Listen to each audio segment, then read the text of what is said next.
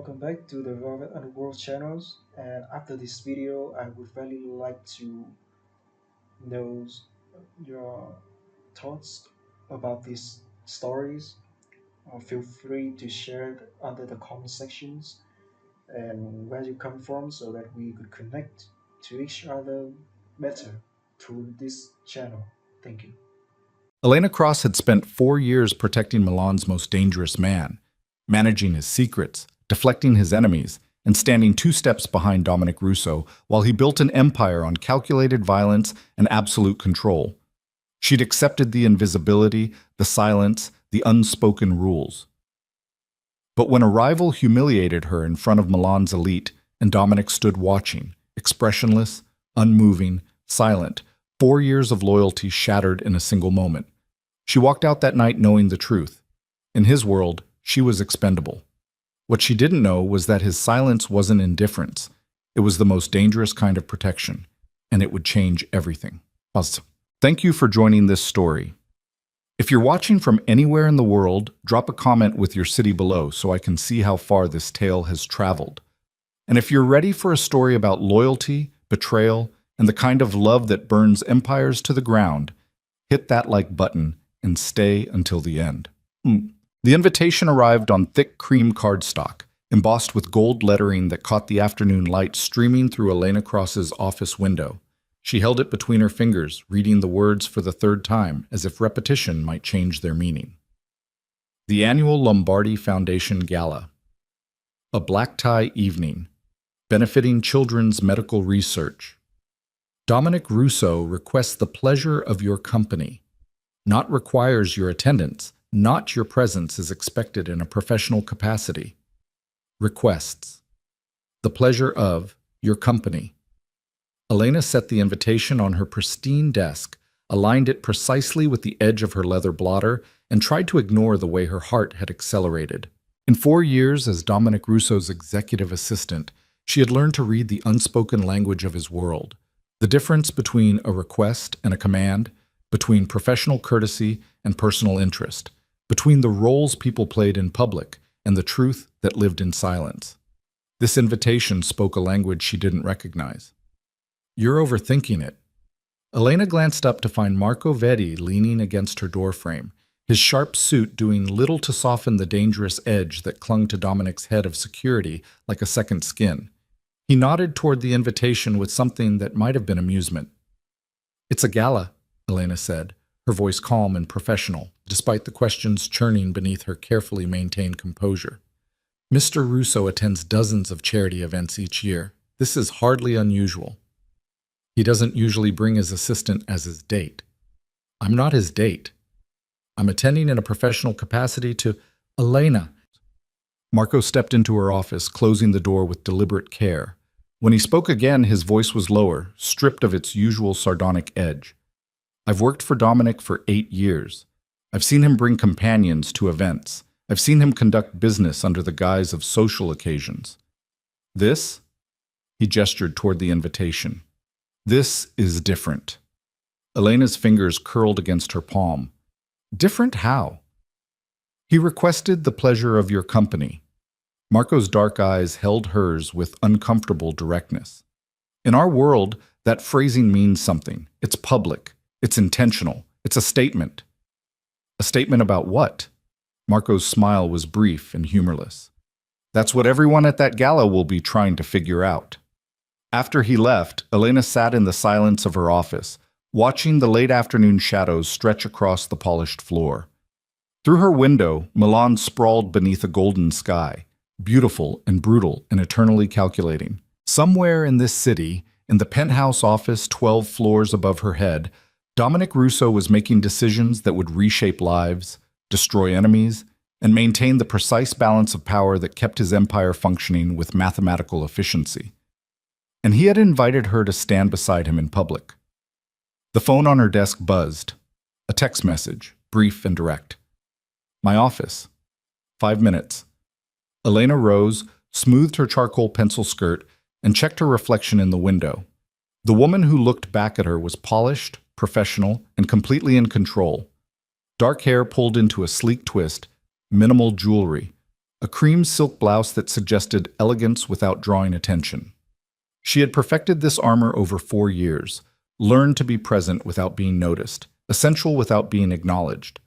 But as she walked toward the private elevator that would carry her to the executive level, Elena felt the armor shift. Something had changed. The invitation had cracked the foundation of their carefully maintained professional distance, and she wasn't certain if she welcomed the fault line or feared it. The elevator opened directly into Dominic's private office, a vast space of glass and steel and breathtaking views that seemed designed to remind visitors exactly how high they had climbed and how far they could fall. Dominic stood at the floor-to-ceiling windows, his back to the elevator, shoulders perfectly aligned in a charcoal suit that had been tailored with surgical precision. "Close the door," he said without turning. Elena stepped inside, heard the elevator doors whisper shut behind her. "You asked to see me. I'm told you received the invitation." Dominic turned, and Elena felt the familiar catch in her breath that she'd learned to suppress but never quite eliminated. At 42, Dominic Russo carried power like other men carried watches, as a natural extension of himself, so integral it seemed impossible to imagine him without it. Dark hair touched with silver at the temples, features that suggested northern Italian aristocracy, and eyes the color of smoke that missed absolutely nothing. "Yes," Elena said. "Thank you for including me." "That's not why I called you up here." Dominic moved to his desk, picked up a leather portfolio she recognized as containing background files on the gala's major attendees. "I need you to understand what this event represents. A charity fundraiser for children's medical research."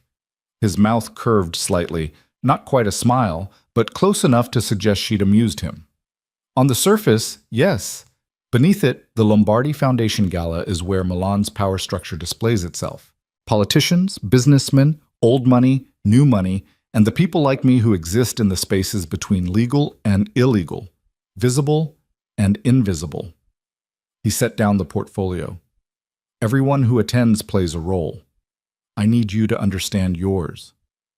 Elena kept her voice steady. "Which is?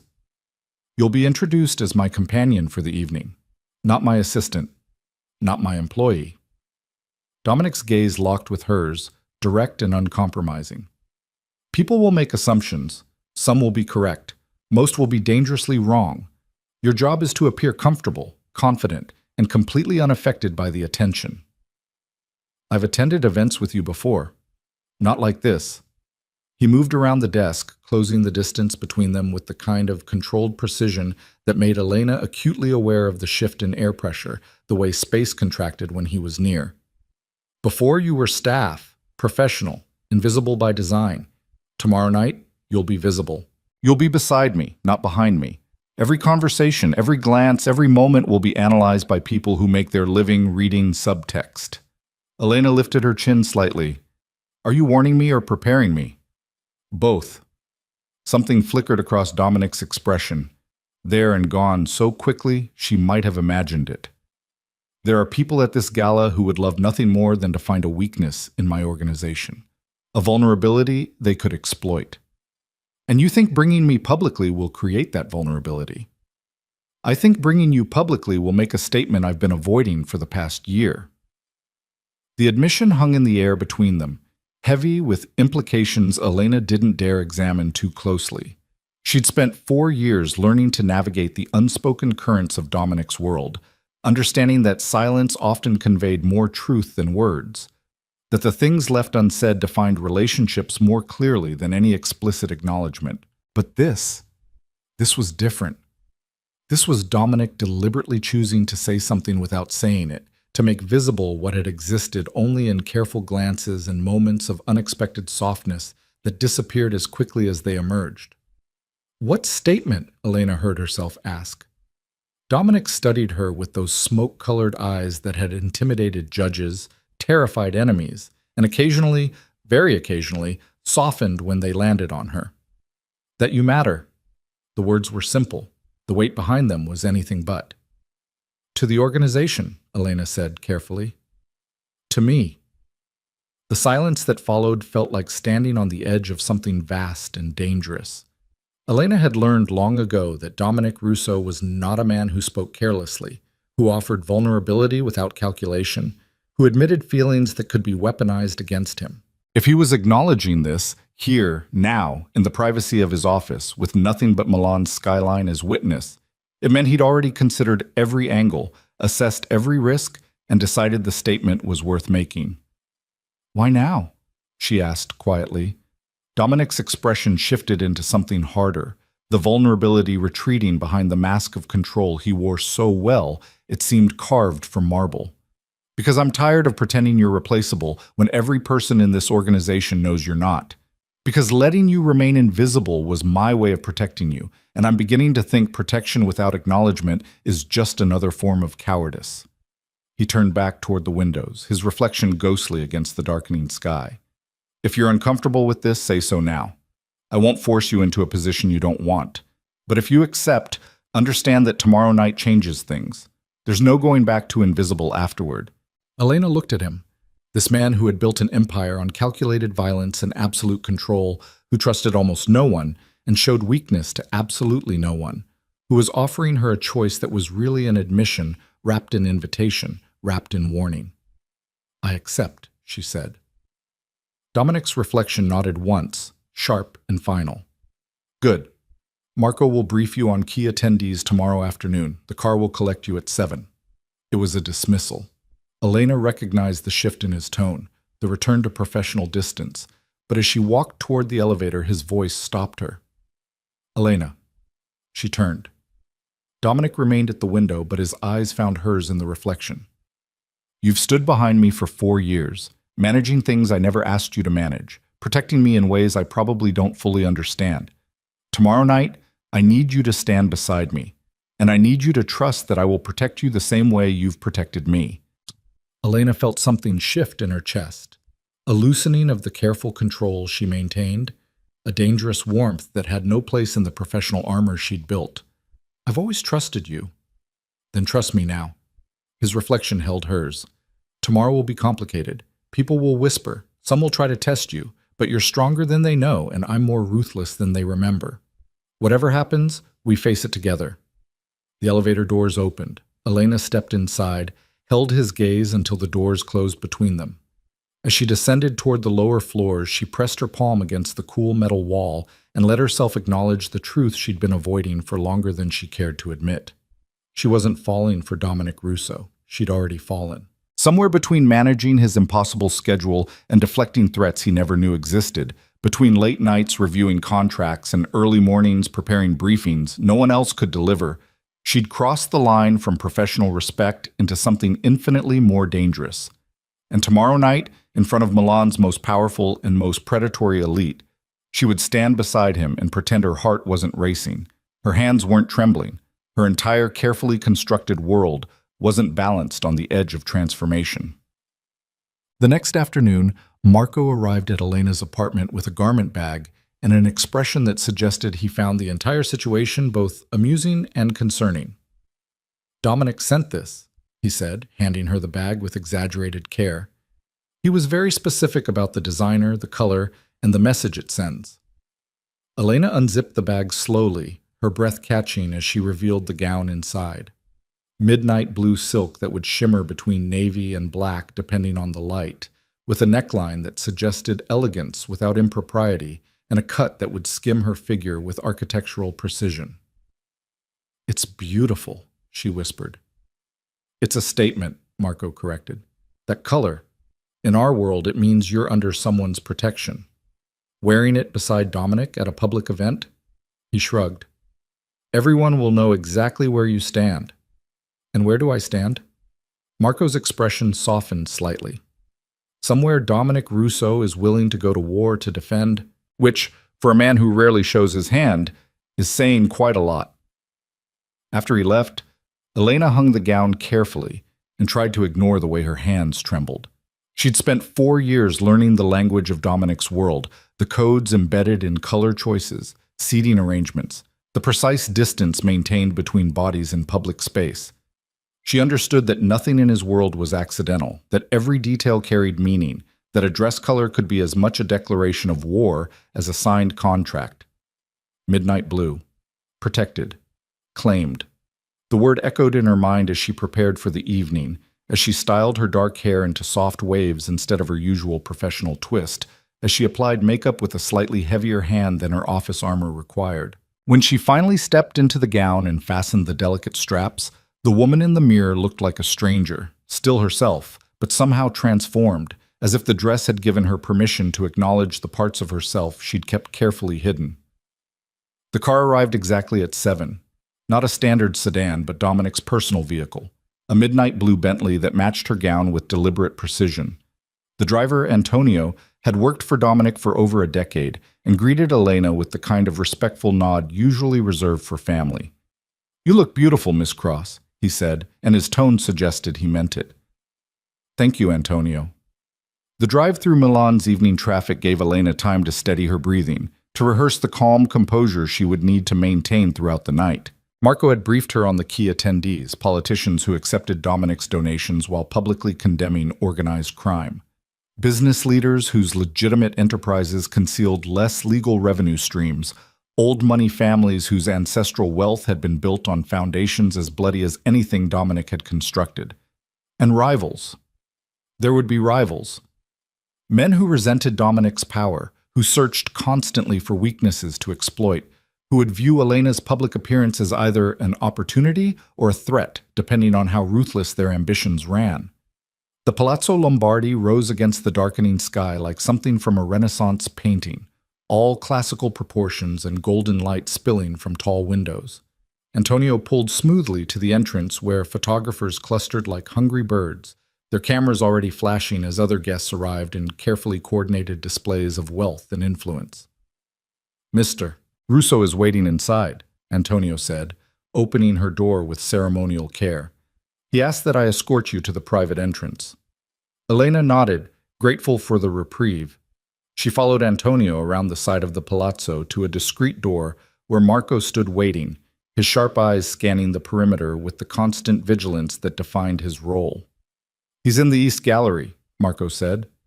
"You ready for this?" "Does it matter?" Marco's smile was brief and genuine. "Not really. Once Dominic Russo decides something, the universe tends to rearrange itself accordingly." The interior of the palazzo was breathtaking. Frescoed ceilings, marble floors, art worth more than most people earned in lifetimes. Elena followed Marco through corridors designed to overwhelm, past galleries where Milan's elite gathered in clusters of expensive fabric and dangerous ambition. Then she saw him. Dominic stood in the East Gallery near a Caravaggio original, his dark suit perfectly tailored, his posture conveying the kind of relaxed control that made other men instinctively straighten their spines. He was in conversation with a silver-haired man Elena recognized as Senator Marchetti, but his attention shifted the moment she entered the space. Their eyes met across 20 feet of marble floor, and Elena watched something flicker across his expression. Approval, hunger, possession. She couldn't quite name it, but she felt its impact like a physical touch. He excused himself from the senator with practiced grace and crossed to her, his movements economical and deliberate. When he reached her, he didn't touch her immediately. Instead, he simply looked at her, his smoke-colored eyes traveling from her face to the midnight blue gown and back again. "Perfect," he said quietly. Then he offered his arm. "Ready?" Elena placed her hand in the crook of his elbow, felt the solid strength beneath the expensive fabric. "As I'll ever be." "Then let's make a statement." They entered the main ballroom together, and Elena felt the shift immediately. Conversations pausing mid-sentence, heads turning, the subtle recalibration of attention that occurred when someone powerful changed the rules. She kept her expression calm, her posture confident, her hand steady on Dominic's arm as they descended the wide staircase into the glittering heart of Milan's elite society. The whispers started before they reached the bottom step. "That's Dominic Russo. Who is she?" "I heard she's his assistant." "Look at that dress. He's claiming her publicly." "She's beautiful." "She's a fool if she thinks this ends well." Dominic's arm tensed slightly beneath her hand, the only indication he heard the whispers. But his expression remained neutral, almost bored, as if parading his executive assistant through Milan's social elite was the most natural thing in the world. They stopped at the bottom of the staircase. A server appeared with champagne. Dominic took 2 glasses, handed one to Elena, and raised his own slightly in a toast only she could hear. To breaking old patterns, he murmured. Elena touched her glass to his. To surviving the consequences. His smile was brief and sharp as a blade. Where's the fun in just surviving? The next 2 hours passed in a blur of introductions and careful conversations. Dominic moved through the crowd with the ease of someone who knew exactly how power flowed through social spaces, who understood that every handshake carried weight, every casual comment concealed calculation. And Elena moved with him, her hand on his arm, her presence a statement she could feel reverberating through the room. Some people were gracious, acknowledging her with genuine warmth, treating her as Dominic's equal rather than his accessory.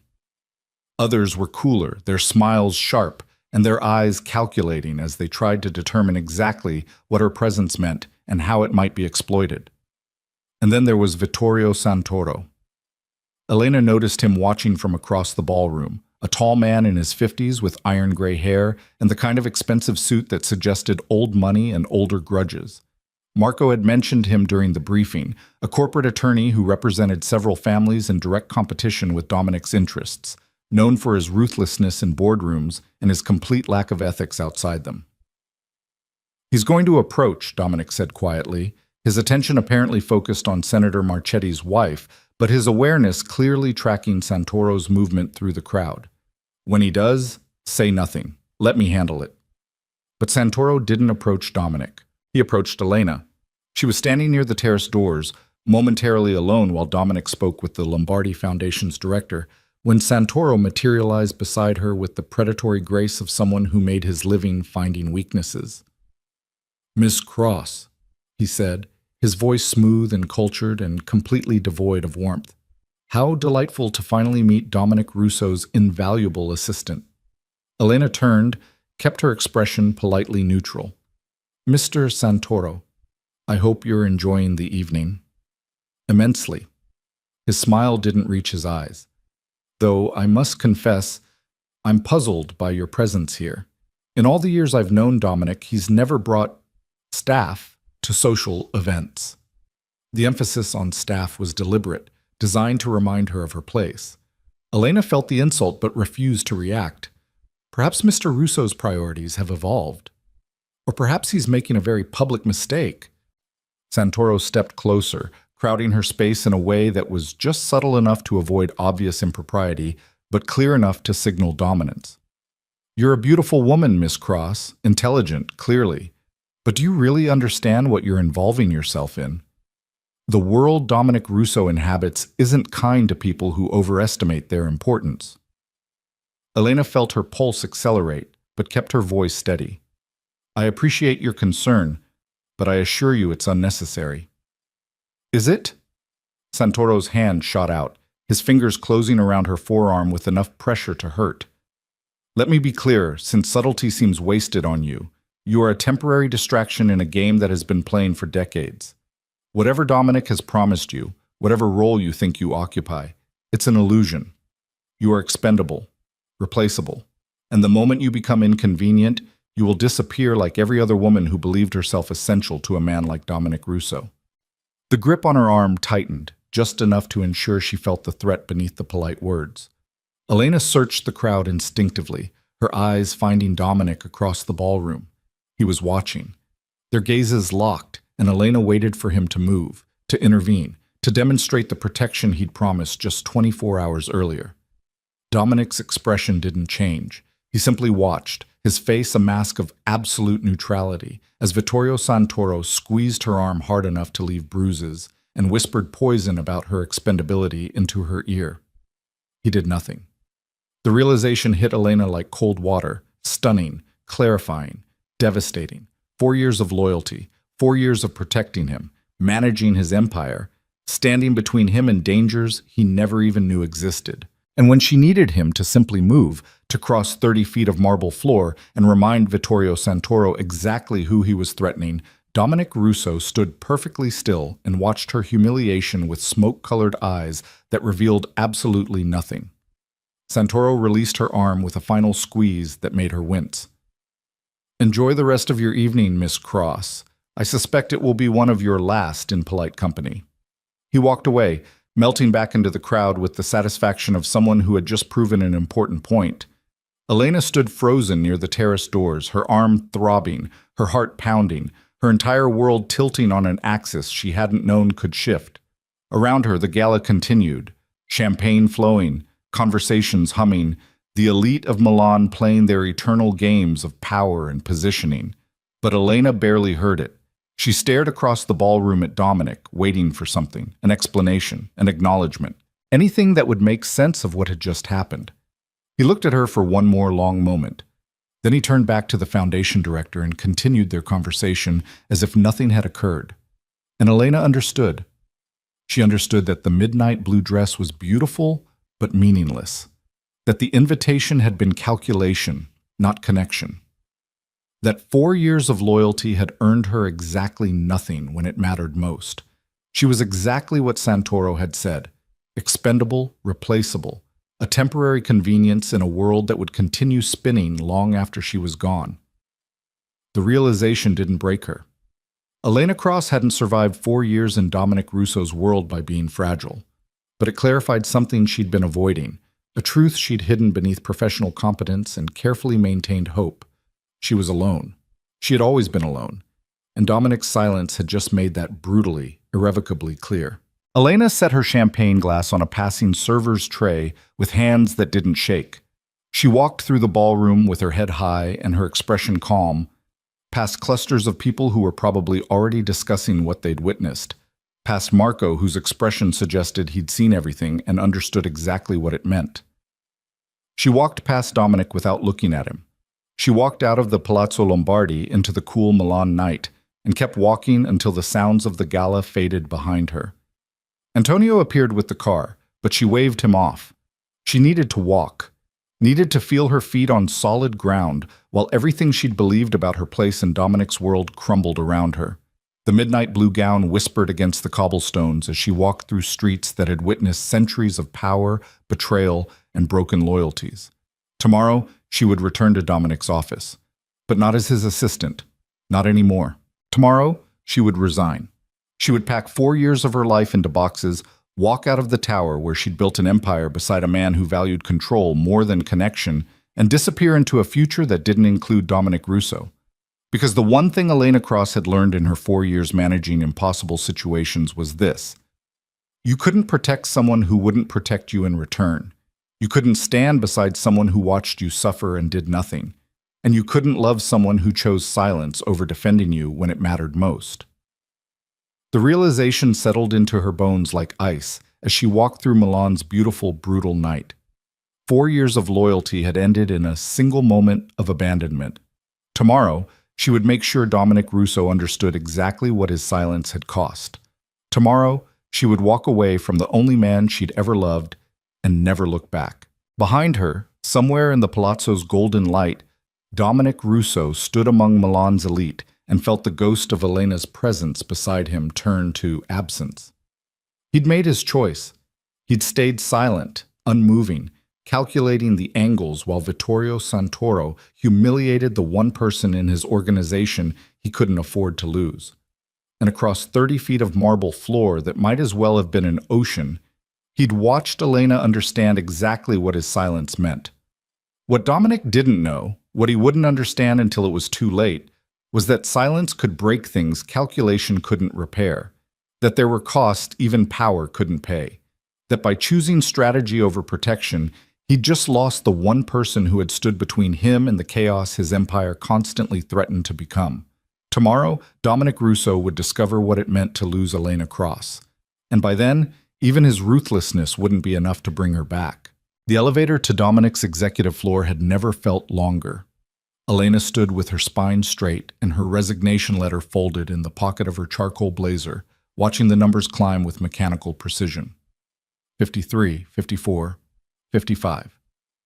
Each floor a reminder of how high she'd climbed, how far she was about to fall. It was 8 in the morning, 2 hours before Dominic typically arrived at the office. Elena had planned it that way, wanted to clear her desk, collect her personal belongings, and disappear before he could turn those smoke-colored eyes on her and make her doubt the decision she'd spent the entire sleepless night solidifying. The doors opened directly into the executive suite. Elena stepped out into the vast space of glass and steel and breathtaking views, her heels clicking against the marble floor with a finality that echoed in the emptiness. Except the space wasn't empty.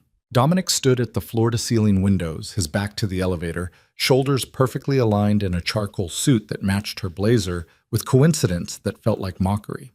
He didn't turn when she entered, didn't acknowledge her presence, just continued staring out at Milan's morning skyline as if the city held answers to questions he hadn't asked. Elena's hand went to the resignation letter in her pocket. "You're here early." "I never left." His voice was rough, edged with something that might have been exhaustion if Dominic Russo ever allowed himself to show weakness. "Seemed pointless to go home when I knew you'd be here at 8 to resign." The accuracy of his prediction shouldn't have surprised her. Dominic had built an empire on reading people, understanding their patterns, anticipating their moves before they knew they'd make them. Of course he'd known she would come early. Of course he'd been waiting. "Then you know why I'm here," Elena said quietly.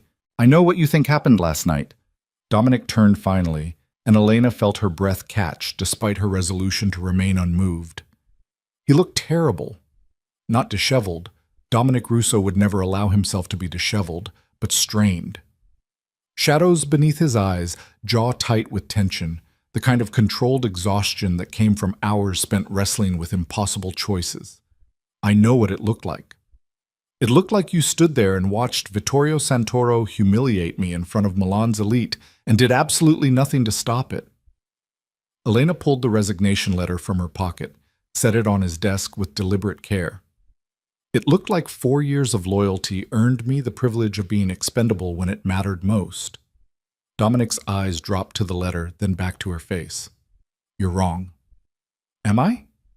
Elena heard her voice rise slightly, felt the professional armor crack just enough to let fury leak through. "Explain to me what I missed then. Explain the part where a rival attorney grabbed my arm hard enough to bruise, called me a temporary distraction and expendable to my face, and you stood 30 feet away looking bored while it happened. I stood 30 feet away calculating exactly how to destroy him without destroying you in the process." Dominic moved around the desk, closing the distance between them with that controlled precision that made Elena acutely aware of how the air pressure changed when he was near. "You think I didn't care? You think I watched Santoro touch you and felt nothing? I think you felt something and chose strategy over protection. I think you made a calculation and decided I was acceptable collateral damage." Elena held her ground even as Dominic stepped closer, even as she caught the faint scent of his cologne and the sharper edge of whiskey that suggested he'd spent at least part of the night drinking. "I think you made your priorities clear, and I wasn't one of them." "You're the only one." The words came out harsh, raw, stripped of the careful control Dominic usually wielded like a weapon. "Do you understand that? In an organization built on calculated relationships and strategic alliances, you are the only person whose safety actually matters to me beyond its tactical value." Elena laughed, and the sound was bitter even to her own ears. "Then you have a fascinating way of showing it." "I have the only way I know how." Dominic's hand shot out, not grabbing her, but hovering near her arm where Santoro's fingers had left invisible bruises. "If I had crossed that ballroom, if I had intervened publicly, every person in that room would have understood exactly what you mean to me. And in my world, the moment people understand what you value, it becomes a weapon they can use against you." "So you let him hurt me to protect me. That's the logic you're using."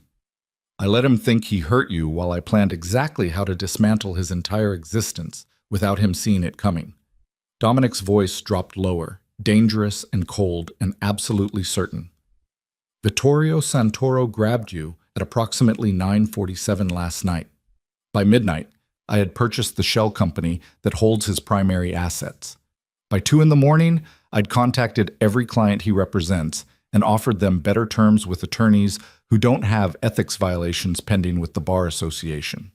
By 4, I'd ensured those ethics violations would be filed first thing Monday morning with evidence substantial enough to trigger a full investigation." Elena stared at him, her anger wavering in the face of the methodical destruction he was describing. "You're saying, by the end of next week, Vittorio Santoro will have lost his client base, his professional reputation, and approximately 60% of his net worth. Dominic's eyes held hers, smoke-colored and absolutely ruthless. By the end of the month, he'll be facing disbarment and possible criminal charges for the financial irregularities my people are currently documenting. And by the end of the quarter, he'll understand that touching you was the single most expensive mistake of his entire privileged, parasitic life. The silence that followed felt heavy, with implications Elena wasn't sure she wanted to examine. She'd known Dominic was capable of calculated vengeance, had seen him destroy rivals who threatened his interests, watched him dismantle enemies with the kind of surgical precision that left no evidence and no recourse. But this was different. This was personal. This was Dominic Russo wielding his entire empire as a weapon to punish someone who had hurt her. "You should have defended me publicly," Elena said, but her voice had lost its sharp edge. "If I had defended you publicly, Santoro would be a martyr, and you would be a target." Dominic's hand finally made contact, his fingers gentle against her arm where Santoro had gripped hard enough to bruise. "In my world, visible protection makes you vulnerable. The people I care about stay alive because no one knows they matter. The moment I show my hand, the moment I make it clear that hurting you hurts me, every rival I have will start looking for ways to exploit that connection." Elena felt something shift in her chest, a loosening of the anger that had carried her through the sleepless night, a dangerous warmth that threatened the resolve she'd built. "So your silence was protection." "My silence was the only protection I know how to give." Dominic's thumb moved slightly against her arm, tracing the place where bruises would bloom by tomorrow. "I'm not good at this, Elena. I don't know how to care about someone without turning that care into strategy. I don't know how to protect people without keeping them at a distance calculated to ensure their survival. But I need you to understand, everything I didn't do last night, I did for you. Everything I will do to Santoro in the coming weeks, I'm doing because he touched you and thought he could walk away unpunished." The resignation letter sat on the desk between them, a bridge already half burned. Elena looked at it, then back at Dominic's face where something raw and unguarded had broken through the usual mask of control. "You could have told me," she said quietly. "Last night, or this morning, you could have explained instead of letting me believe I was expendable." "I didn't think you'd believe me." Dominic's hand dropped away from her arm, and Elena felt the absence like cold air rushing into a space that had been warm. "I've spent 4 years keeping you at a professional distance because it was the only way I knew to keep you safe. Last night, I brought you to that gala because I was tired of pretending you don't matter, tired of treating you like just another employee when we both know you're not. And the first time someone tested that new reality, I fell back into old patterns. Silence. Strategy. Calculated distance instead of visible defense." He turned back toward the windows, his reflection ghostly against Milan's morning light. "I don't blame you for wanting to leave. You deserve someone who knows how to protect you without making you feel abandoned in the process." Elena stood in the silence of his office, the resignation letter within reach, her entire carefully planned exit suddenly complicated by the realization that Dominic's silence hadn't been indifference. It had been the only form of care he knew how to give. It didn't make it right. It didn't erase the humiliation of standing alone while Santoro squeezed her arm and called her expendable. But it complicated the narrative she'd built, added layers of intention to what she'd interpreted as abandonment. "I spent 4 years learning to read you," Elena said finally. "Learning the difference between when you're angry and when you're calculating, between when you're being ruthless because you have to be, and when you're being ruthless because someone threatened something you care about. But last night, I couldn't read you at all. You were just blank. Because if I'd shown what I was feeling, everyone in that ballroom would have seen it." Dominic's reflection met her eyes in the glass. "And I couldn't risk that. Not with you standing there vulnerable, not with rivals watching for any sign of weakness they could exploit. So I went blank. I went cold. And I let you think the worst of me because it was safer than letting them see the truth. Which is..." Dominic turned, and the expression on his face was raw enough to steal her breath. "That I would burn Milan to the ground before I let anyone hurt you with impunity. That you are the single point of vulnerability in an empire I've spent 2 decades building. That the thought of losing you makes every strategic calculation I've ever made feel meaningless in comparison." The words hung in the air between them, heavy with the weight of an admission Dominic Russo had probably never made to anyone. Elena felt her carefully constructed anger crumble further, replaced by something more complicated.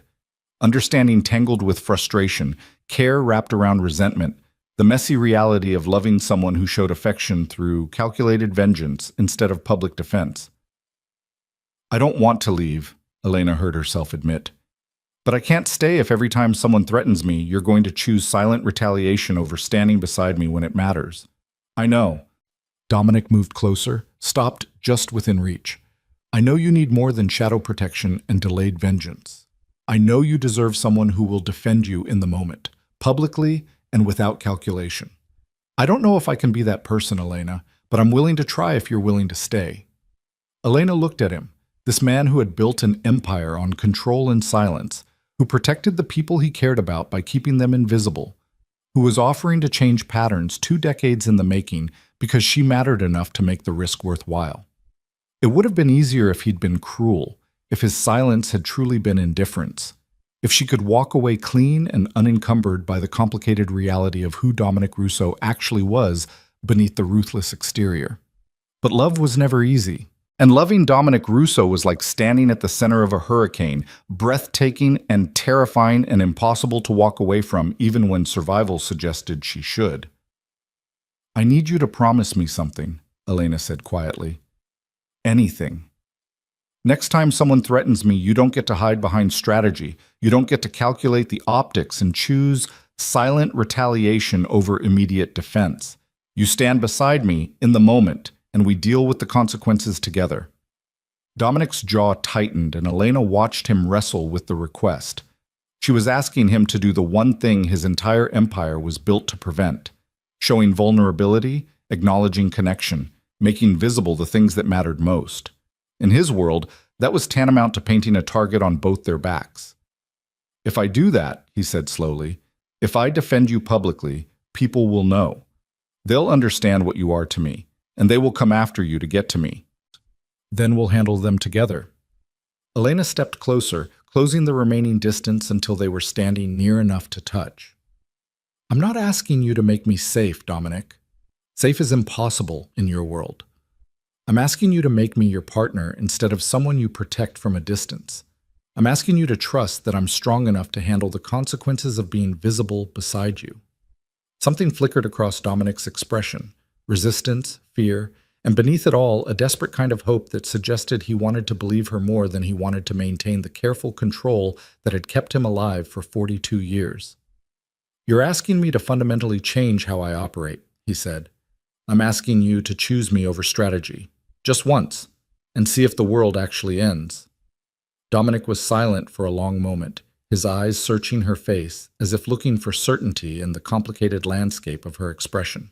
Then his hand came up, fingers gentle against her jaw, thumb brushing across her cheekbone with the kind of tenderness that seemed impossible from someone so ruthless. Vittorio Santoro grabbed you at 9:47 last night, he said quietly.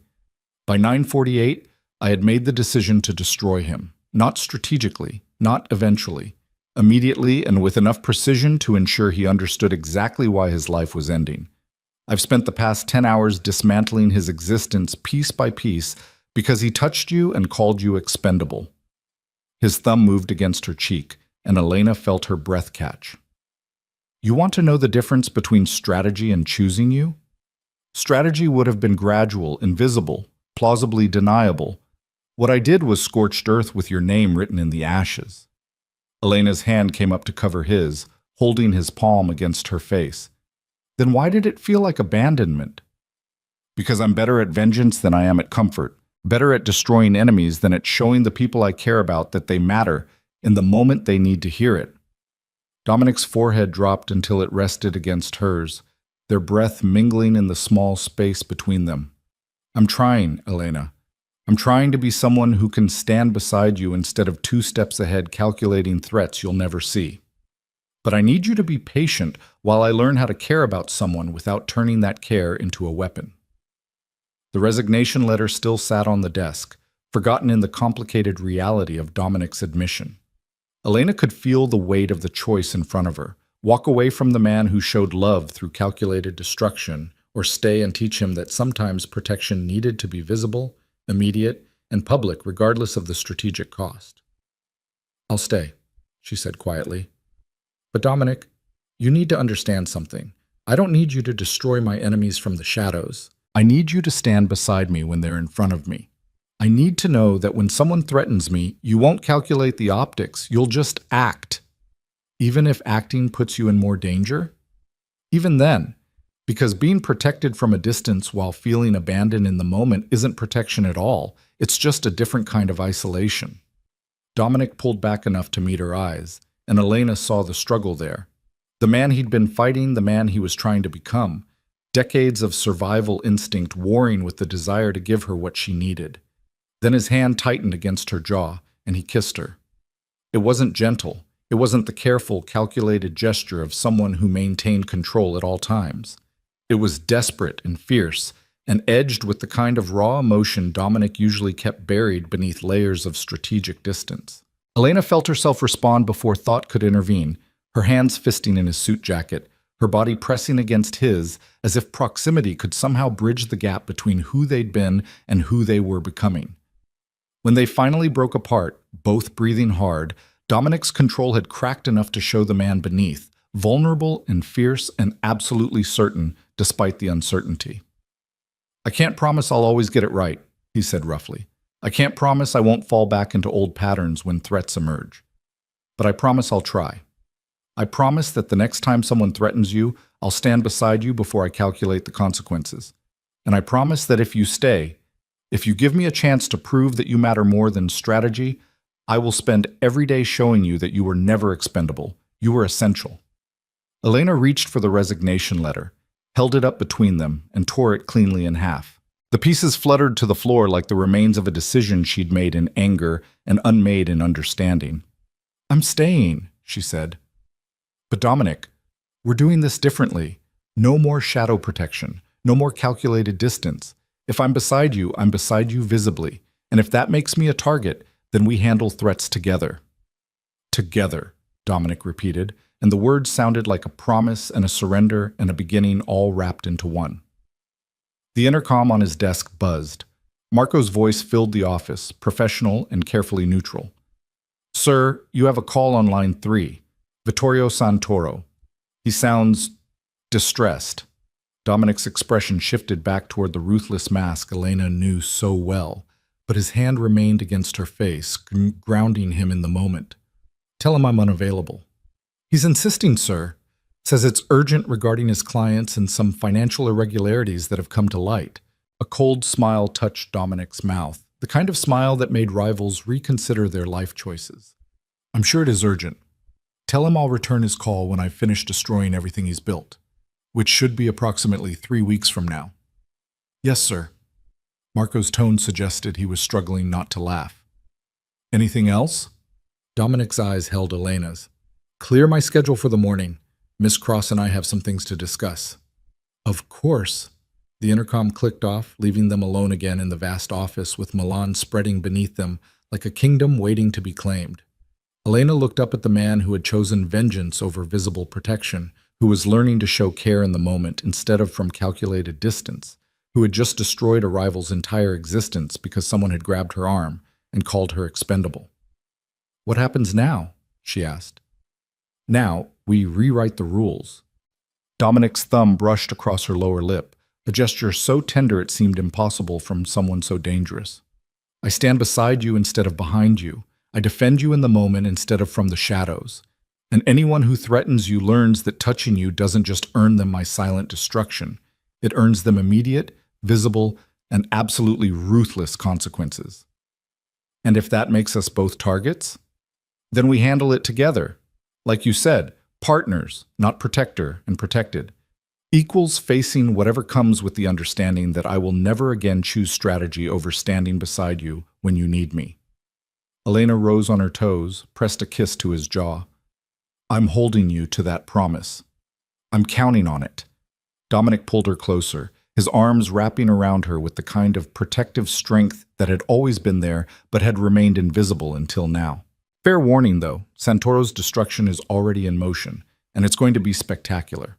By the time I'm finished with him, He'll wish I'd chosen public confrontation instead of the systematic dismantling of his entire life. You're terrifying, Elena murmured against his chest. Only to people who threaten what's mine. His hand moved through her hair, gentle, despite the ruthlessness in his voice. And you, Elena Cross, are absolutely mine. The only question is whether I show the world that truth or keep you hidden for safety. Elena pulled back enough to meet his eyes. Show them. Let Milan's elite understand exactly who I am to you, and let them decide if they want to test whether you'll protect me from the shadows or stand beside me when they try. Dominic's smile was sharp and dangerous and absolutely certain. They're going to test it. Rivals, enemies, people who think they can exploit any weakness they perceive. The moment we go public, the moment I stop hiding you behind professional distance, someone will try to use you against me. Let them try. Elena's voice was steady despite the flutter of fear in her chest. I've spent 4 years protecting you from threats you never knew existed. Maybe it's time I had some visible backup while I do it. Visible backup. Dominic laughed quietly, and the sound was darker than humor, edged with promise. Elena, when someone comes after you, what you'll get isn't backup. It's scorched earth. You'll get every resource I have, every connection I've built, every ounce of ruthlessness I've spent 2 decades cultivating focused entirely on destroying whoever was foolish enough to threaten you. Is that what you want? That kind of visible, immediate, absolutely devastating protection? Elena thought about it. Really thought about what she was asking for. Not the shadow games Dominic excelled at. Not the calculated vengeance delivered weeks later when no one could trace it back to him. Immediate action, public defense. The kind of protection that would make her simultaneously safer and infinitely more visible as someone Dominic Russo valued enough to go to war for. Yes, she said finally. That's exactly what I want. Because I'd rather face threats beside you than feel safe and alone while you handle them from a distance. Dominic studied her for a long moment, and Elena watched the final resistance crumble. He was a man built on control, on calculated distance, on the principle that showing what you valued made you vulnerable. But he was also a man who had just spent 10 sleepless hours destroying someone who had hurt her, who had kissed her like she was oxygen and he'd been drowning, who was willing to fundamentally change how he operated because she mattered more than the patterns that had kept him alive for 42 years. All right, he said quietly. We do this your way, visible, public, together. And when someone inevitably tests whether I'll actually defend you in the moment instead of from the shadows, they're going to learn exactly what happens when they threaten someone He stopped, the word catching in his throat. Elena waited, her heart pounding. Someone I love, Dominic finished, and the admission seemed to cost him something. I've spent 4 years pretending you were just my assistant because it was safer than admitting you were essential. I've hidden you behind professional distance and treated our connection like a vulnerability to be managed instead of something worth protecting openly. But Elena, you need to understand, I loved you the moment you walked into my office 4 years ago and told me my previous assistant's filing system was criminally inefficient and you could fix it in a week. I've loved you through every late night, every crisis you managed without breaking, every moment you stood between me and chaos without asking for acknowledgement or reward. And I've been terrified of admitting it, because in my world, love is the most dangerous weakness there is. The confession hung between them, raw and unguarded and absolutely genuine. Elena felt tears sting her eyes, not from sadness, but from the sheer weight of Dominic Russo, Milan's most feared and disciplined crime boss, admitting he loved her with enough vulnerability to prove he meant it. I love you too, she whispered. I have for longer than I want to admit. And I'm tired of pretending that working for you is enough, when what I actually want is to stand beside you as an equal. Then that's what we'll do. Dominic pulled her close again, his mouth finding hers in a kiss that felt like sealing a promise. When they broke apart, his expression had shifted into something between tenderness and ruthless determination. Starting Monday, you're not my assistant anymore. Elena's heart dropped. What? You're my chief strategist, second in command. The person who stands beside me in every meeting, every negotiation, every situation where I used to make you wait outside while I handled things alone. Dominic's hands framed her face, holding her gaze. I want the world to see what you are to me, professionally and personally. I want rivals to understand that threatening you means going through both of us. And I want you to have the authority to make decisions, give orders, and operate as my partner in every sense of the word. The shift was monumental, from invisible assistant to visible partner, from protected secret to public declaration. Elena felt the weight of it settle over her shoulders like a crown she hadn't asked for but was ready to wear. People are going to talk, she said. Let them talk. They'll talk anyway. At least this way, they'll know exactly where you stand. Your rivals will see it as weakness. They'll think you're compromised. My rivals can think whatever they want right up until the moment they test me and discover that compromised isn't the same as weak, it's just differently motivated. Dominic's smile was cold enough to freeze blood. Before you, I was ruthless for profit and power. Now I'm ruthless for profit, power, and protecting the woman I love. Anyone who mistakes that for weakness is welcome to find out exactly how wrong they are. Elena laughed despite the seriousness of the moment. You're insane. I'm in love. Apparently it has the same effect. He kissed her forehead, gentle despite the danger radiating from every word. So what do you say, Elena Cross? Ready to stop hiding behind professional distance and start showing Milan exactly who we are? Elena thought about the resignation letter torn in half on the floor, about 4 years of loyalty finally acknowledged, about the complicated reality of loving someone who showed care through calculated destruction, but was learning to defend her in the moment instead of from the shadows. It was risky. It was dangerous. It would make her a target for every rival who wanted to exploit Dominic's perceived weakness. But standing beside him would also make her powerful in ways invisibility never could. Yes, she said. Let's show them. Dominic's smile was fierce and proud and absolutely certain. Then welcome to your new position, Chief Strategist Cross. First order of business, we're hosting a dinner next weekend. Invite list includes everyone who attended the Lombardi Gala, plus a few additional guests I want to make sure understand the new hierarchy. A public display. A statement. You beside me, not behind me. Introduced as my partner, not my employee. And anyone who has a problem with it can discuss it directly with both of us.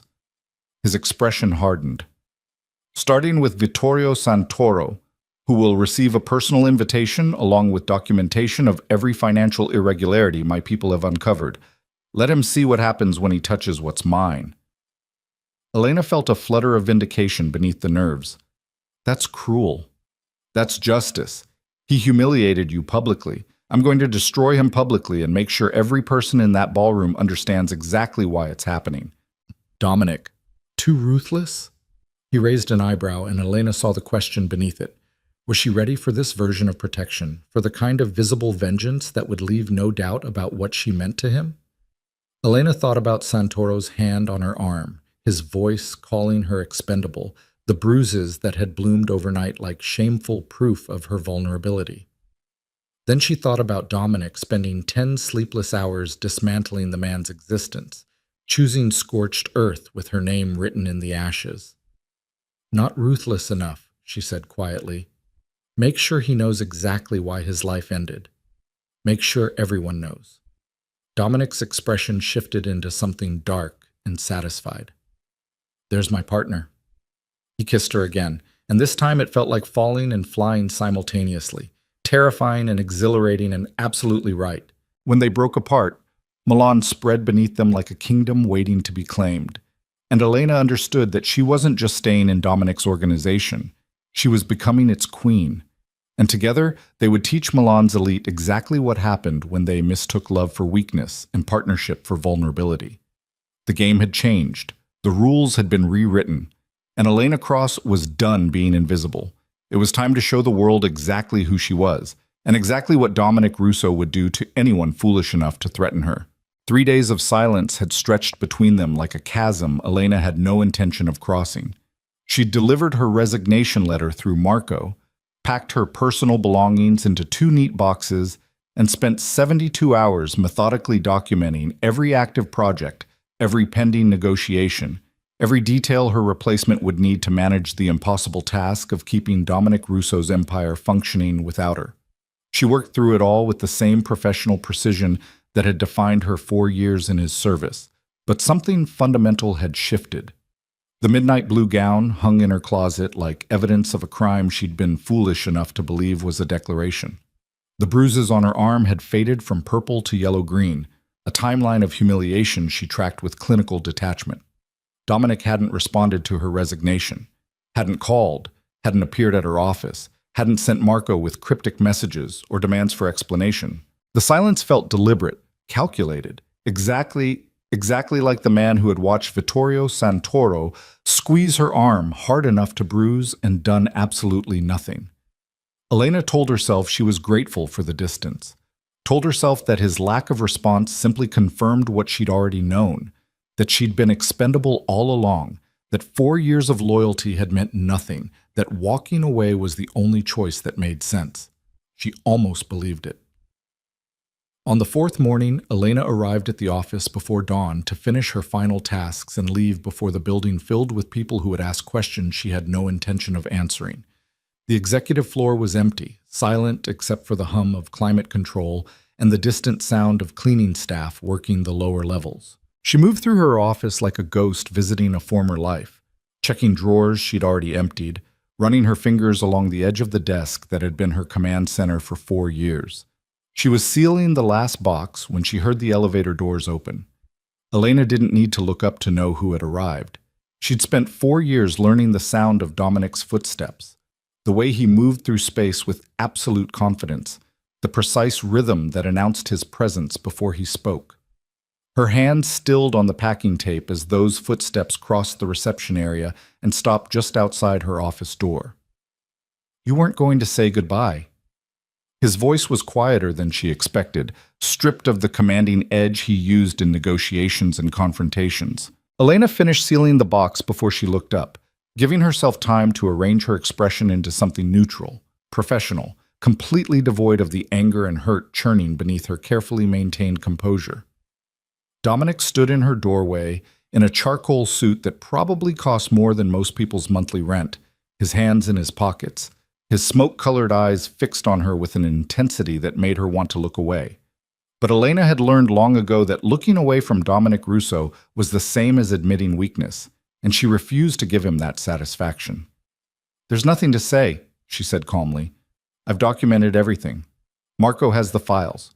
Whoever you hire to replace me will have everything they need." "I'm not replacing you." Elena felt something twist in her chest, but kept her voice steady. "Then you'll need to restructure your workflow." "I'm sure you'll manage." But Dominic didn't move from the doorway, didn't step into her office or attempt to close the distance between them. "Elena, we need to talk about what happened at the gala." "No, we don't." She lifted the box, held it against her hip like a shield. "What happened at the gala was clarifying. You made a choice. I'm making mine. There's nothing left to discuss." "You don't understand." "I understand perfectly." The words came out sharper than she intended, edged with 4 days of suppressed anger finally finding its voice. "I understand that you invited me to that event, dressed me in a gown that announced to everyone in that room I was under your protection, promised me you would defend me the way I've defended you, and then you stood there and watched Vittorio Santoro humiliate me without moving, without speaking, without doing anything except proving that every word he said about me being expendable was absolutely true." Dominic's expression remained carefully neutral, but Elena saw the muscle tighten in his jaw. "If I had intervened publicly, then everyone would have known I mattered."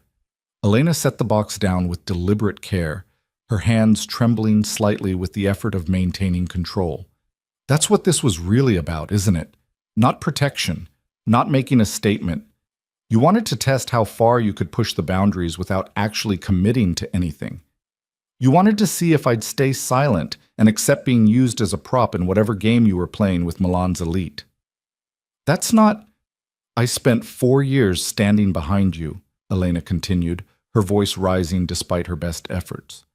4 years managing crises you never knew existed, deflecting threats, protecting your interests like they were my own.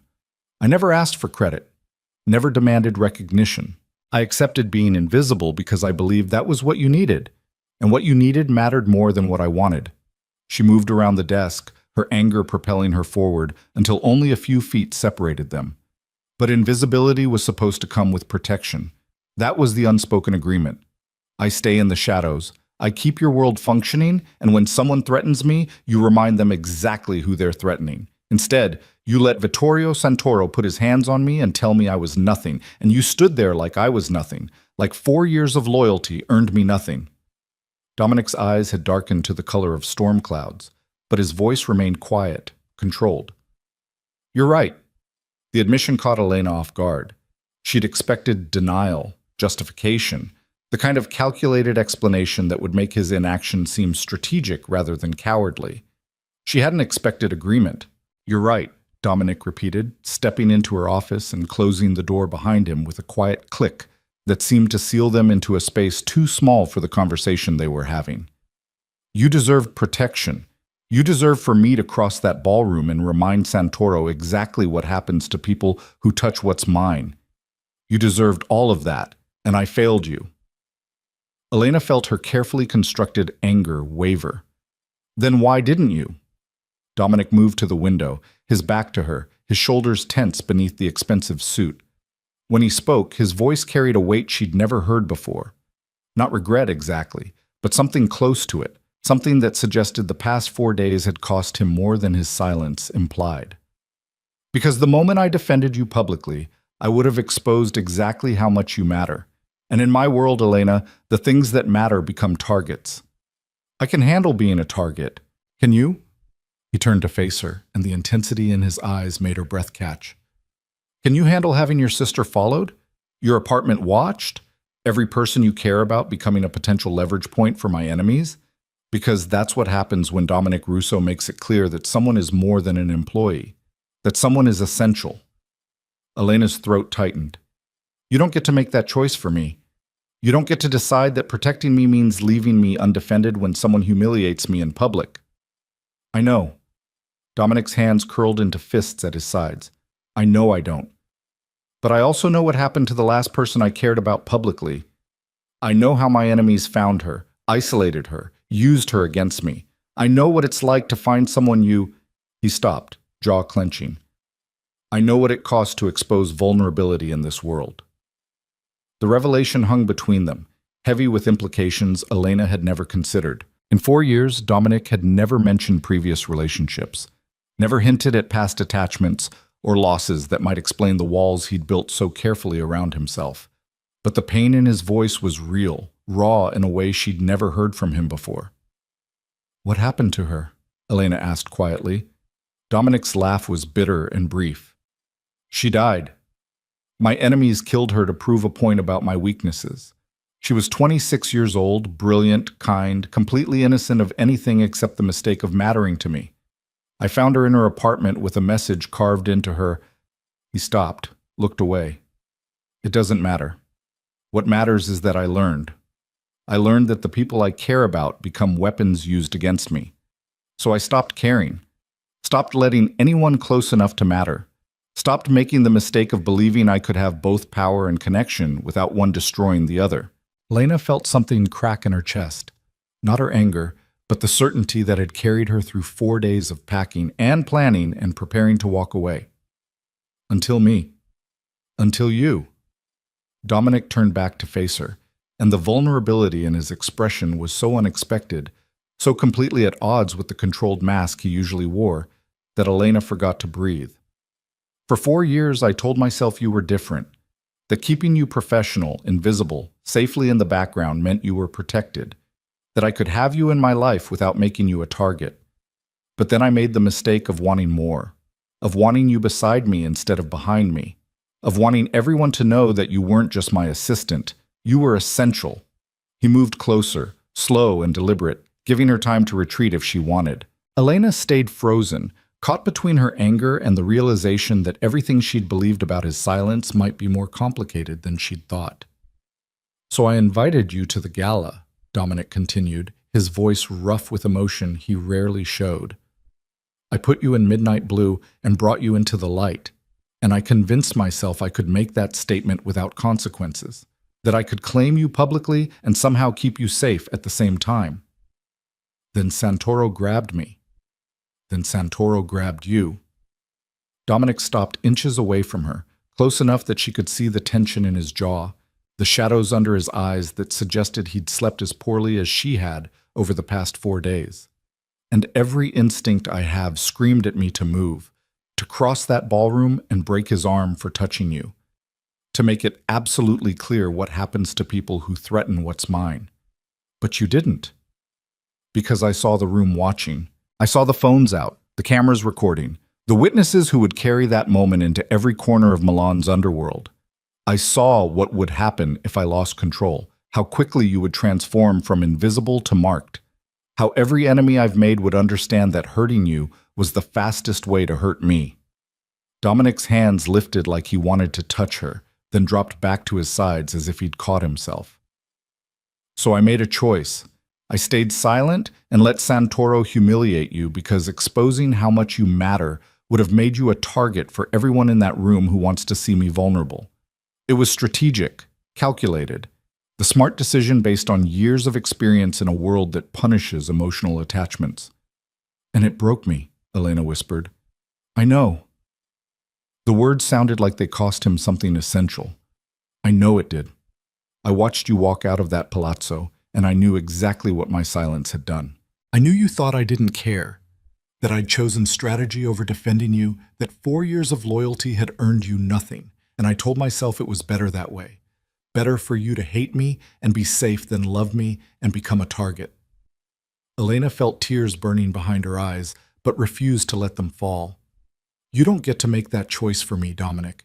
You don't get to decide that breaking my heart is somehow protecting me. I know that too. His voice dropped to barely above a whisper.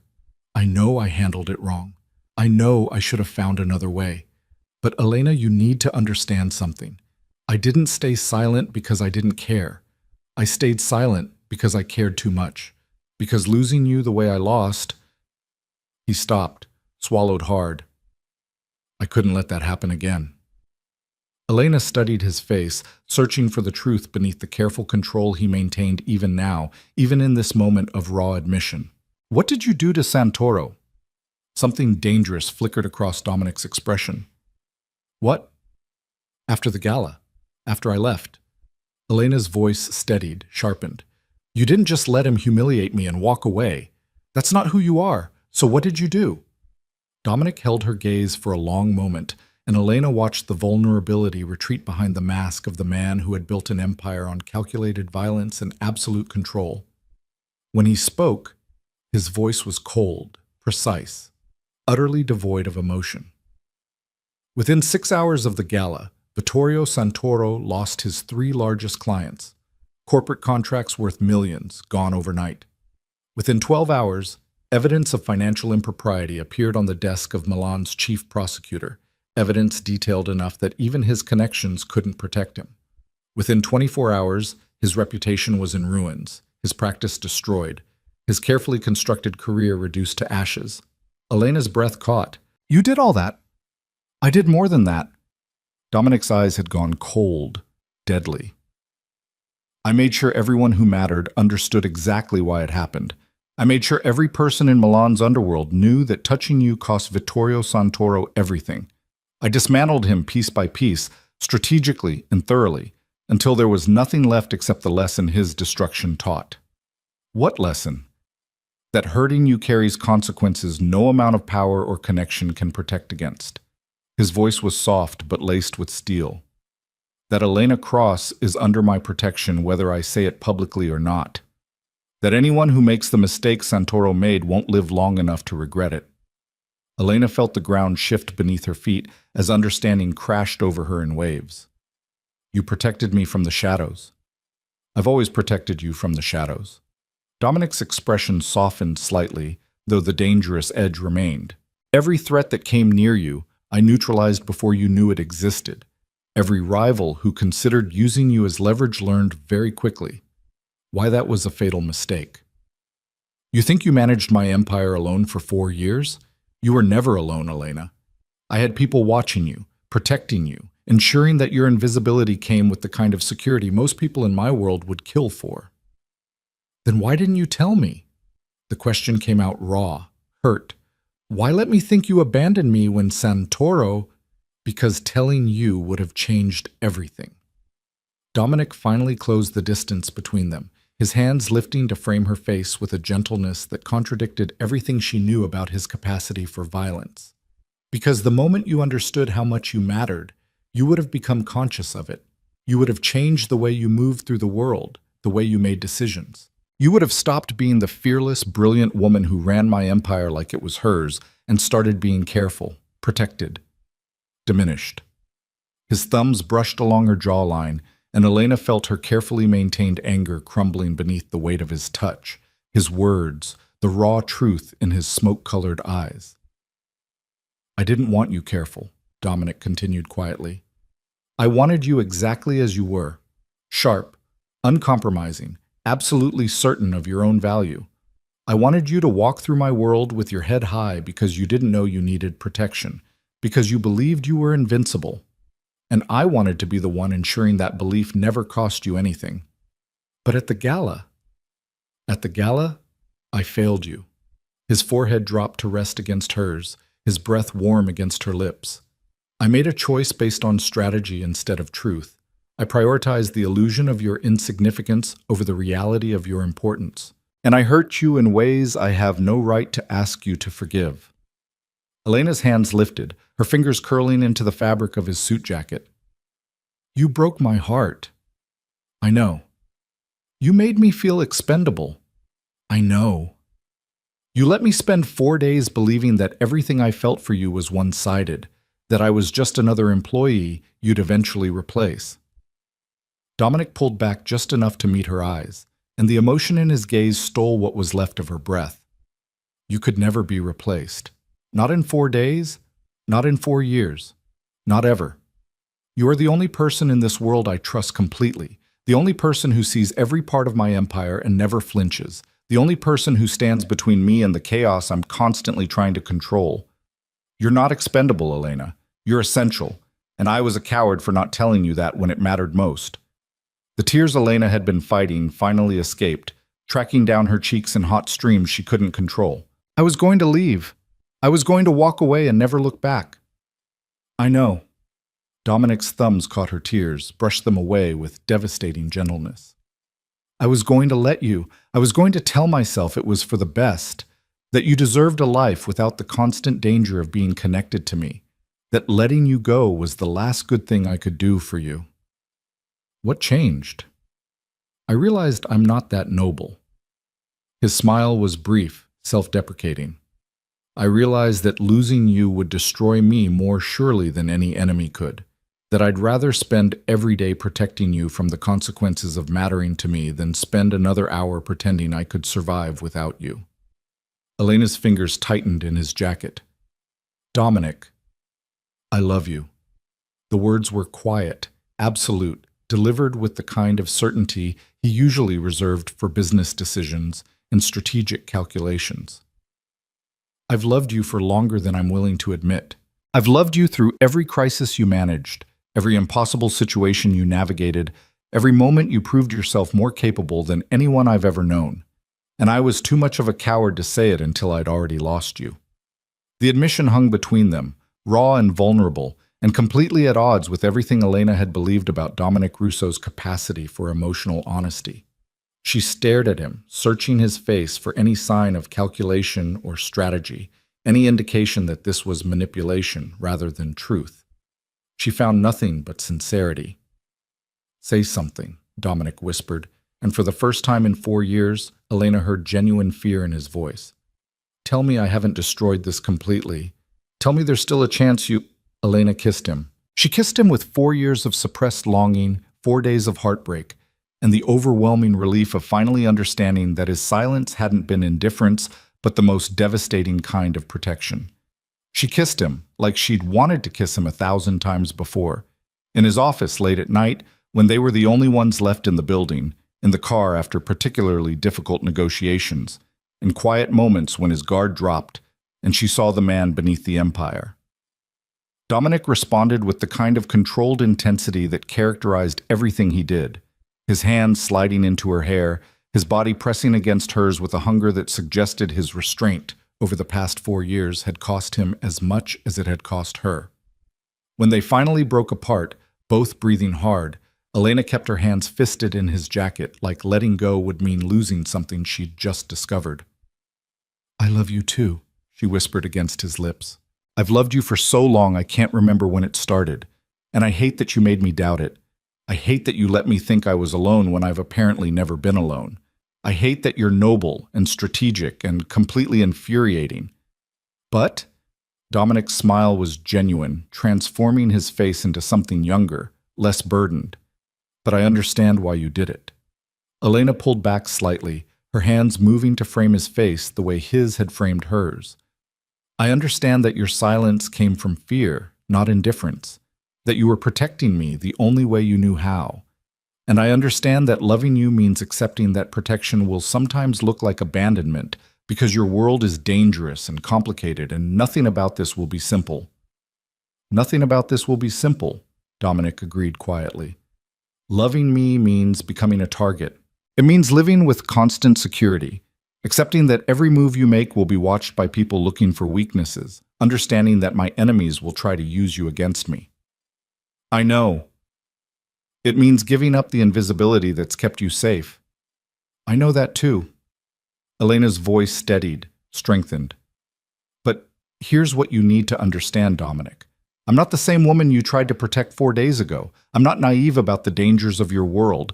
I've spent 4 years navigating them, managing them, surviving them. I don't need you to keep me invisible. I need you to trust that I'm strong enough to stand beside you even when it's dangerous. Dominic studied her face, his smoke-colored eyes searching hers for something she couldn't quite name. If we do this, if we make this real, there's no going back. Everyone will know you matter. Every enemy I have will consider you a target. Your life will change in ways you can't fully anticipate. Then we face it together. Elena's voice carried absolute certainty.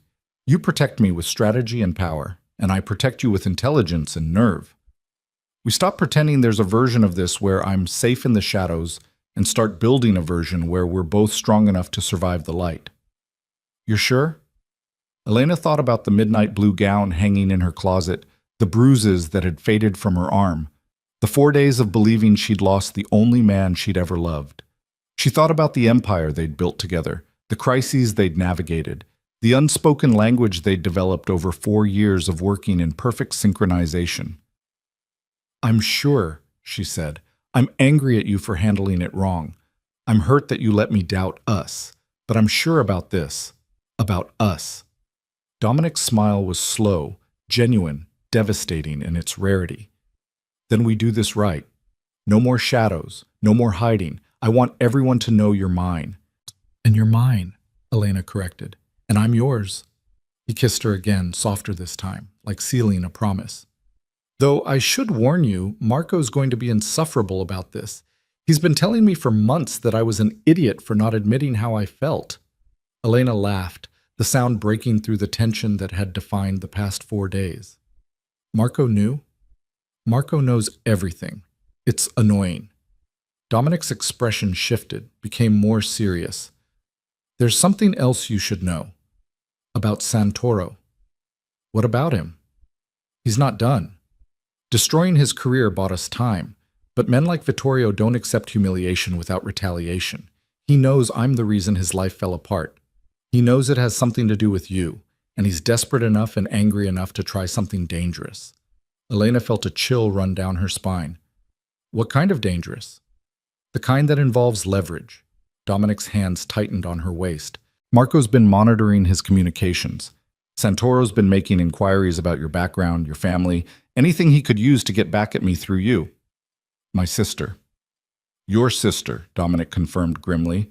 Sophia, 23, graduate student in art history, currently living in Florence. Marco already has a protection detail on her, but we need to be prepared for Santoro to escalate. Elena's mind raced through possibilities, strategies, the kind of calculations she'd been making for 4 years whenever Dominic's empire faced threats. We need to move her. Already done. Marco relocated her to a secure apartment yesterday. She thinks it's a fellowship opportunity she won. Full security, completely invisible. Of course you did. Elena shook her head, torn between gratitude and exasperation. You've been protecting me and my family while I was packing boxes and planning to disappear.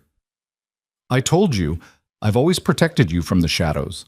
Dominic's expression was serious, almost grim. But Elena, you need to understand what this means. Santoro targeting your sister is just the beginning.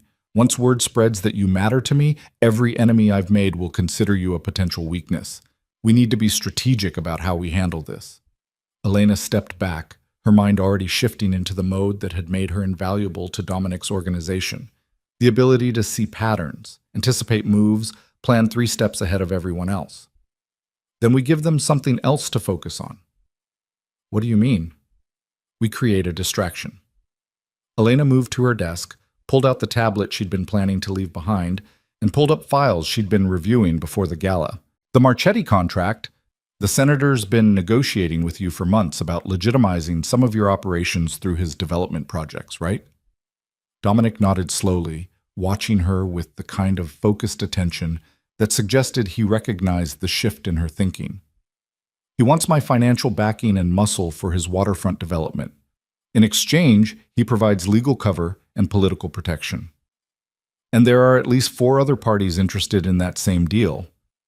Elena's fingers flew across the screen, pulling up communications, financial records, the kind of detailed intelligence she'd been gathering and organizing for years.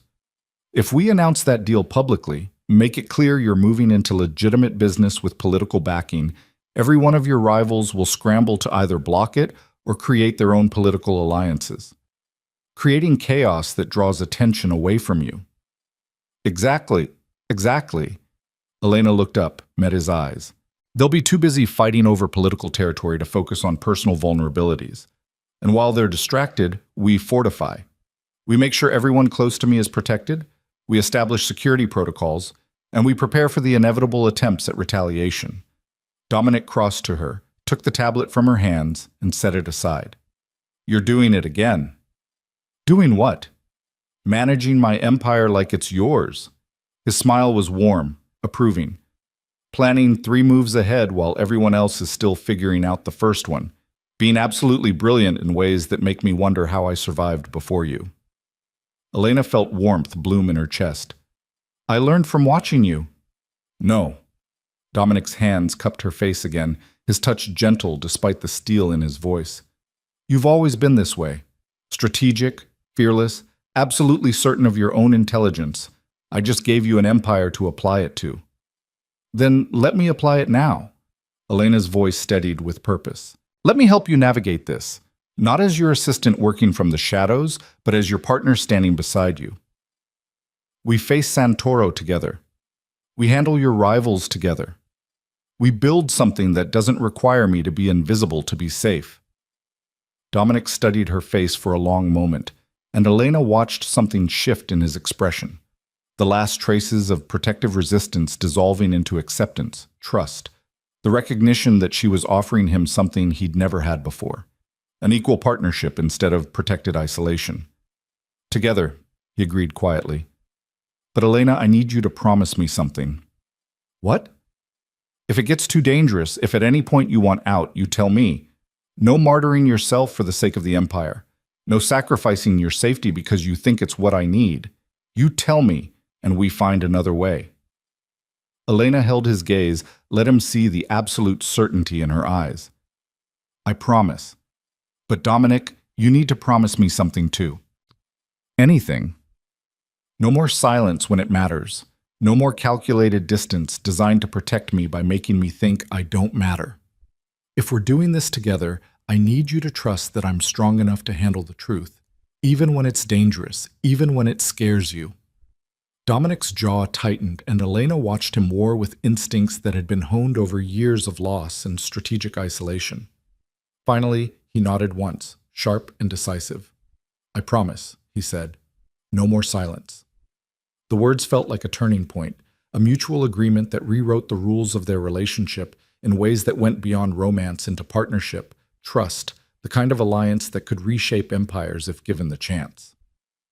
Elena picked up her tablet again, her mind already racing through next steps, strategies, The dozens of details that would need to be managed to transform this moment of private reconciliation into a public declaration that wouldn't get them both killed. But before she could speak, Dominic's phone buzzed with the sharp, insistent pattern that indicated urgent news. He pulled it out, glanced at the screen, and his expression went cold. It's Marco. Santoro made his move. Elena's stomach dropped. What happened? Someone tried to grab Sofia. They failed. Marco's team intercepted them 2 blocks from her apartment. But Elena... Dominic's eyes met hers, and she saw genuine concern beneath the calculated control. They weren't just trying to kidnap her, they were trying to send a message. To both of us. What kind of message? Dominic handed her the phone. On the screen was a photo Marco had sent. A note left at the scene, written in handwriting Elena recognized as Santoro's distinctive scrawl. Tell Russo his silence cost him everything. Now I'll cost him what matters most. Elena felt rage bloom hot and bright in her chest, burning away the last traces of fear or doubt. She'd spent 4 days believing Dominic's silence meant she was expendable. Now she understood the truth. His silence had been protection, but protection without partnership was just another form of control. And Elena Cross was done being controlled by anyone. We end this, she said quietly, her voice carrying the kind of steel Dominic usually reserved for declarations of war. We end Santoro completely. No more calculated distance, no more strategic patience. We move now, together, and we make absolutely certain he never threatens anyone I love again. Dominic's smile was sharp, dangerous, and filled with approval. Tell me what you need. Elena met his eyes and saw the truth reflected there. They were partners now, equals in strategy and nerve, and the kind of ruthless determination that built empires and destroyed enemies. The woman who had walked out of the gala 4 days ago had been broken by silence. The woman standing here now had been forged by truth. And together, they were about to remind Vittorio Santoro exactly why threatening Elena Cross was the last mistake anyone made in Dominic Russo's world. The war room in Dominic's penthouse had been designed for exactly this kind of crisis. Floor-to-ceiling screens displaying real-time intelligence feeds, secure communication lines that couldn't be intercepted, and enough tactical equipment to coordinate operations across the entire city. Elena had seen it used twice before, both times for threats significant enough to require Dominic's complete attention and absolute ruthlessness. Now she stood at the center of it, watching Marco brief his security team while Dominic coordinated with contacts across Milan's underworld, and felt the shift in how everyone looked at her. Not as the assistant who brought coffee and managed schedules, but as the woman whose sister's attempted kidnapping had triggered a response that would reshape the city's power structure. Marco finished his briefing and crossed to where Elena stood studying the screen showing Sofia's current location. A safe house 40 minutes outside Milan, surrounded by enough security to protect a head of state. Her sister's face appeared on a video feed, confused and frightened but unharmed, speaking rapidly to one of Marco's agents about what had happened. "She's asking for you," Marco said quietly. "She doesn't understand why graduate students need armed guards." Elena's hands clenched. "I need to talk to her." "Not yet." Dominic appeared at her side, his presence solid and reassuring despite the cold calculation in his voice. "Not until we've secured the situation completely. The moment Santoro realizes his attempt failed, he'll escalate. We can't risk him tracking any communication back to Sofia's location." "She's terrified, Dominic. She thinks she's in danger." "She is in danger." His hand found the small of her back, a gesture of comfort that contradicted the steel in his tone. "Which is why we're going to end this tonight. Marco, what do we have on Santoro's current location?" Marco pulled up a map on the main screen, highlighting a luxury apartment building in Milan's financial district.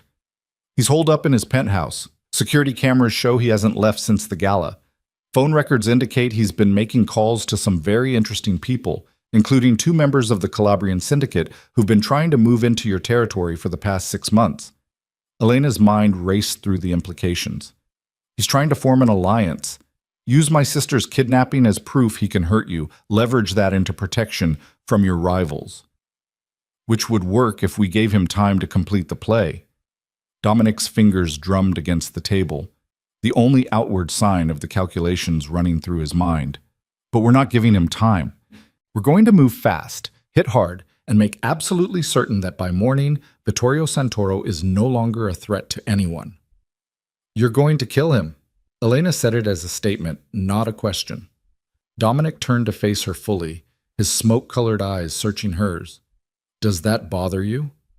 Elena thought about Sophia's terrified face on the video feed, about the bruises that had finally faded from her own arm, about 4 days of believing herself expendable because Dominic had chosen silence over defense.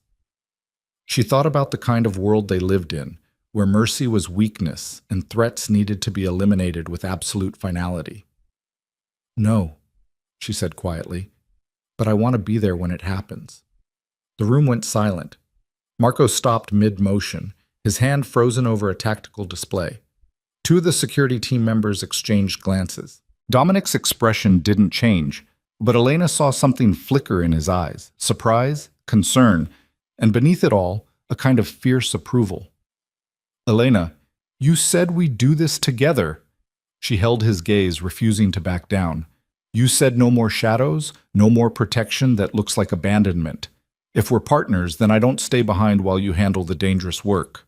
I stand beside you, always. Dominic studied her face for a long moment, and Elena watched him war with instincts that screamed to keep her safe by keeping her distant. Finally, he turned to Marco. Can we do this without bloodshed? Marco's eyebrows rose. You want to neutralize Santoro without killing him? I want Elena to see what it means to stand beside me in this world without watching me become a murderer in front of her eyes. Dominic's voice was quiet, but edged with steel. Find me a way to destroy him completely that doesn't involve bullets. Something that leaves him alive, but utterly broken. Elena felt something warm unfurl in her chest. Gratitude mixed with love for a man who would rewrite his own rules to preserve something essential in her, even as he waged war on her behalf. But she also understood what he wasn't saying, the truth beneath his careful phrasing. Dominic. She waited until he looked at her. I know who you are. I've always known. You don't have to protect me from the reality of your world. I'm choosing to stand in it with my eyes open. And I'm choosing to give you a version of justice that doesn't require you to watch a man die. His hand cupped her face, thumb brushing along her cheekbone. Let me have this. Let me prove that standing beside me doesn't mean sacrificing every piece of yourself to my world's brutality. Marco cleared his throat. I might have an alternative. It's ruthless, it's permanent, and it'll destroy Santoro more completely than a bullet ever could. I'm listening, Dominic said without taking his eyes off Elena. We use his own play against him. Marco pulled up financial records, communication logs, a web of connections that painted a damning picture of Vittorio Santoro's attempt to ally with Dominic's rivals. He's been making promises to the Calabrian syndicate, access to your operations, intelligence about your vulnerabilities, leverage they can use to move into Milan. All of it based on his supposed ability to hurt you through Elena. Elena moved closer to the screen, her analytical mind already tracing the patterns. But if we intercept those communications, alter them slightly to make it look like Santoro's actually working for Dominic, the Calabrians would consider him a traitor, Marco finished, a double agent who was feeding them false intelligence while actually protecting Dominic's interests. They'd handle him for us, and we'd never have to get our hands dirty. Dominic shook his head. Too risky. If the Calabrians realize we manipulated them, it creates a larger problem than Santoro alone. Then we go deeper. Elena's voice was calm, focused, the strategic mind that had made her invaluable to Dominic's empire clicking into place.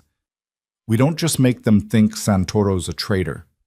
We make them think he's incompetent, that his intelligence is worthless, his promises empty, his ability to deliver completely fabricated. She turned to Marco. You said he's been making calls. What specifically has he promised them? Marco pulled up transcripts. Access to 3 of your warehouses, details about your security protocols, and he paused, eyes widening slightly. Information about a shipment coming in next week. High-value merchandise that the Calabrians have been trying to intercept for months. What shipment? Dominic asked, his tone dangerous. There isn't one. Marco's smile was sharp.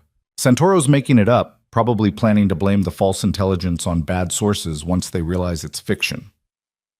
But if we confirm that shipment publicly, make it look real, and then ensure it's absolutely empty when the Calabrians try to intercept it, they'll think Santoro fed them false intelligence deliberately, Elena said, the pieces falling into place. They'll think he wasted their resources, exposed their operation, and made them look foolish. In their world, that's worse than betrayal. That's incompetence, and incompetent allies are more dangerous than enemies. Dominic's expression shifted from protective concern to cold calculation. We'd need to make the shipment look legitimate. Full security detail, proper routing, enough visible value that they commit real resources to the intercept. I can handle that, Marco said. Give me 6 hours, and I'll have a shipment that looks worth 50 million euros. Empty crates, fake manifests, enough theater to convince anyone watching that it's the real thing. Elena's mind was already 3 steps ahead, seeing the web of deception they could weave. But we need more than just one failed intercept. We need a pattern. Evidence that Santoro's intelligence is consistently worthless, that trusting him costs them more than ignoring him. The warehouse access he promised, Dominic said slowly, understanding dawning. We could stage an incident, make it look like the Calabrians tried to use Santoro's information to infiltrate one of my operations and walked straight into a trap. Exactly. Elena moved to the tactical display, her fingers dancing across the screen as she pulled up warehouse locations, security footage, the kind of detailed intelligence she'd been managing for years. We choose a warehouse that's already scheduled for renovation. Nothing valuable inside, minimal staff. We let word leak through Santoro's channels that it's a soft target. When the Calabrians move on it, they find nothing except evidence that we knew they were coming. Marco whistled low. Santoro becomes a liability. The Calabrians cut ties, probably violently. His reputation in the underworld is destroyed, his alliances evaporate, and he's left with nothing except the knowledge that trying to hurt Elena cost him everything. No bloodshed, Dominic said, looking at Elena. No murder. Just the complete systematic destruction of everything Santoro's built, using his own ambition against him. Elena felt the weight of the decision settling over her. This was the reality of Dominic's world. Not quick violence, but calculated destruction. Not mercy, but strategic ruthlessness that left enemies alive to suffer the consequences of their choices. It was brutal in its efficiency, devastating in its completeness, and utterly without the kind of visceral guilt that came from pulling a trigger. How long until we can move? She asked. Dominic checked his watch. Marco needs 6 hours to stage the shipment. We'll need another 2 to seed the false intelligence through Santoro's communication channels. Make sure it reaches the Calabrians in a way that looks organic rather than planted. The intercept will happen tomorrow night at the earliest. And Sophia? Stays in protective custody until this is finished. Dominic's voice softened slightly. I know you want to talk to her, want to explain what's happening, but the safest thing for your sister right now is complete isolation from anything connected to this situation. The moment we move against Santoro, things will get complicated. I need to know she's completely secure. Elena nodded, accepting the logic, even as her heart ached to comfort her terrified sister. What do you need from me? I need you to help Marco create the false intelligence. Dominic gestured to the screens displaying Santoro's communication patterns. You know how information flows through this organization better than anyone. You know what details would make the shipment look legitimate, what security protocols would convince the Calabrians it's worth the risk. Marco has the tactical knowledge, but you have the institutional understanding that makes the deception believable. It was trust, Elena realized. Complete trust in her strategic mind, her understanding of his empire, her ability to orchestrate deception at the same level she'd been orchestrating efficiency for 4 years. Dominic wasn't just allowing her to stand beside him, he was making her an equal participant in the warfare that defined his world. I'll need access to the shipping manifests, security rotation schedules, and any recent communication Santoro might have intercepted about our actual operations. Elena was already moving toward the secure terminal, her mind shifting into the analytical mode that had made her indispensable. If we're going to sell this lie, it needs to be wrapped in enough truth that even skilled intelligence analysts can't spot the deception. Marco joined her at the terminal, pulling up files with the kind of efficiency that came from years of managing Dominic's security apparatus. Here's what Santoro knows about our operations based on communications we've tracked. He's been monitoring shipping lanes, warehouse schedules, even some of our personnel rotations. The man's thorough, I'll give him that. Which means our deception needs to be equally thorough. Elena scanned through the data, her fingers flying across the keyboard as she cross-referenced actual shipping patterns with the false information they needed to create.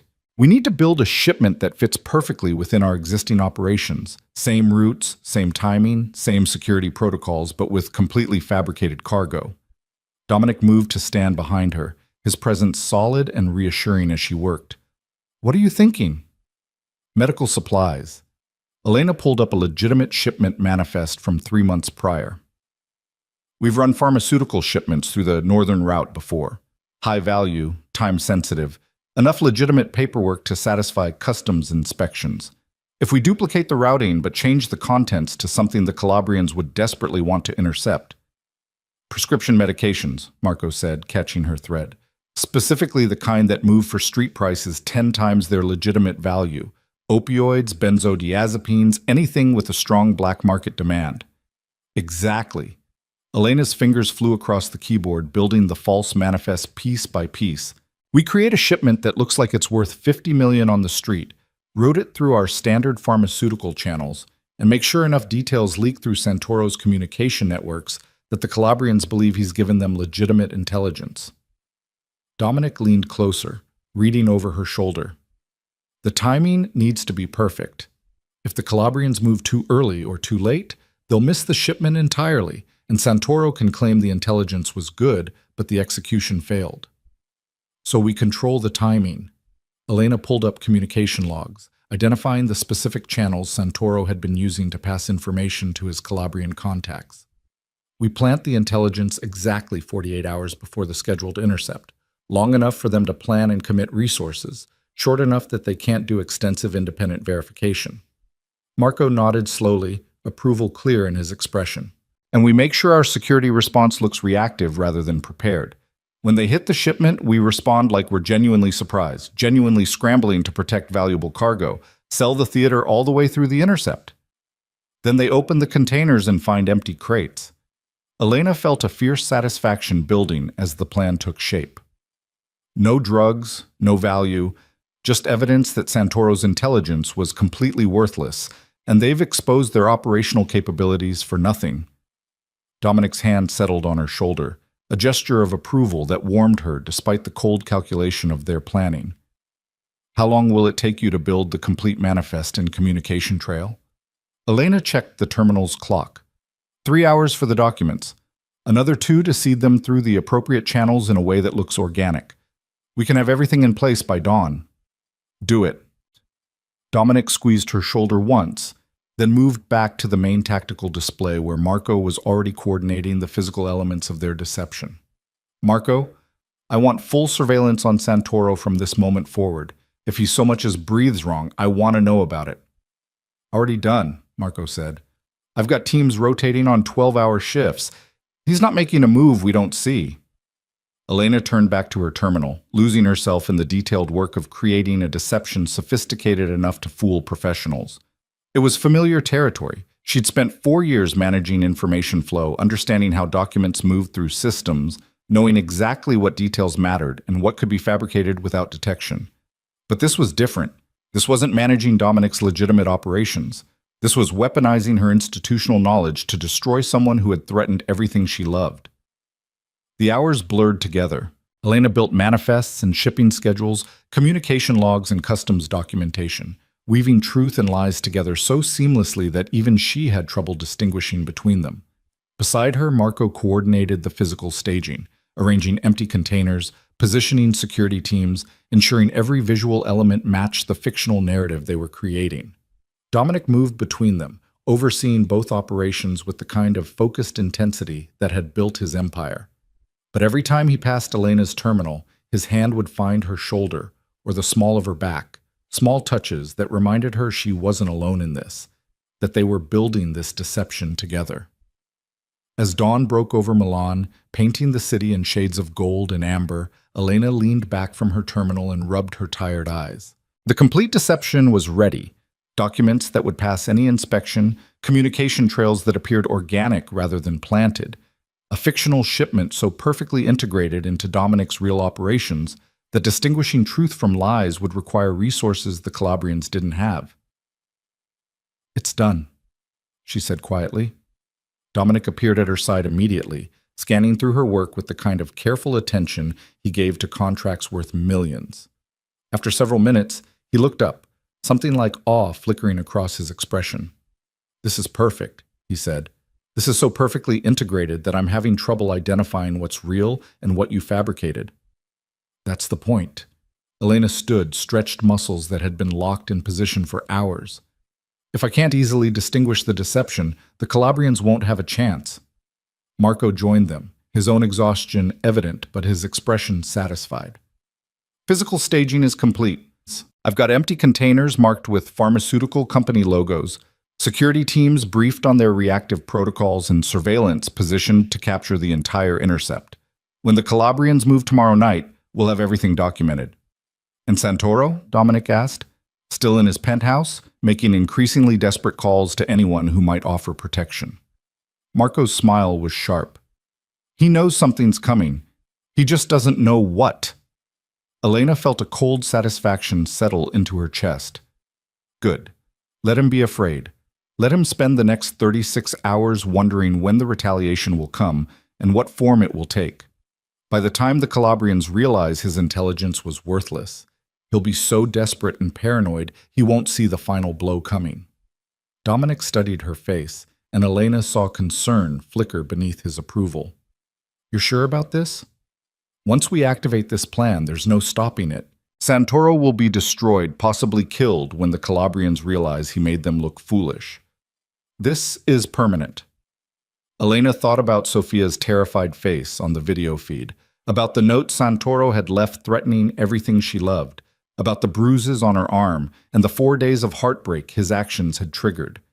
She thought about the choice between mercy and protection, between the person she'd been before loving Dominic and the person she was becoming by choosing to stand beside him. "I'm sure," she said. "He threatened my sister. He threatened us. He made his choice when he decided we were acceptable targets. This is just the consequence of that choice. Then we move forward." Dominic pulled out his phone, sent a series of rapid messages. "I'm activating the communication channels now. The false intelligence will reach the Calabrians within the hour, routed through intermediaries that make it look like Santoro's giving them exclusive access to high-value information." Elena watched the city wake up beyond the penthouse windows, watched Milan transform from sleeping beauty to bustling commerce, and felt the weight of what they'd planned settling over her.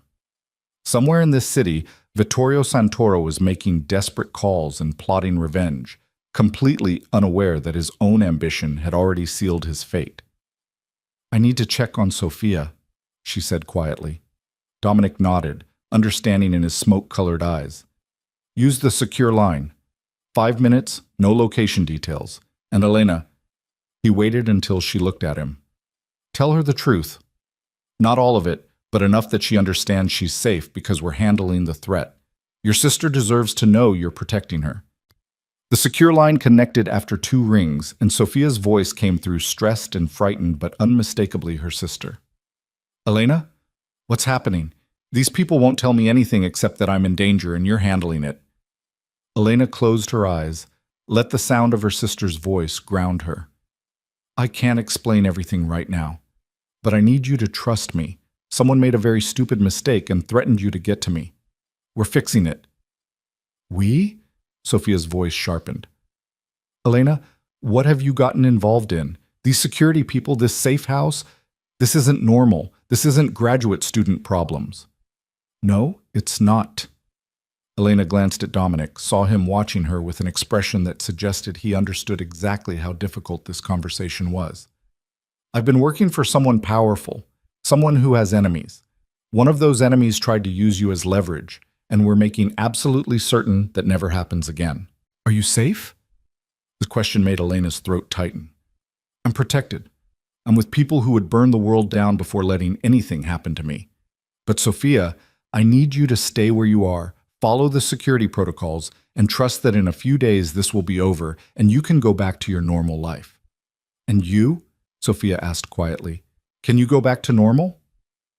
Elena looked around the war room, tactical displays showing surveillance feeds, Marco coordinating security teams, Dominic reviewing the deception they'd built together with cold calculation in his eyes.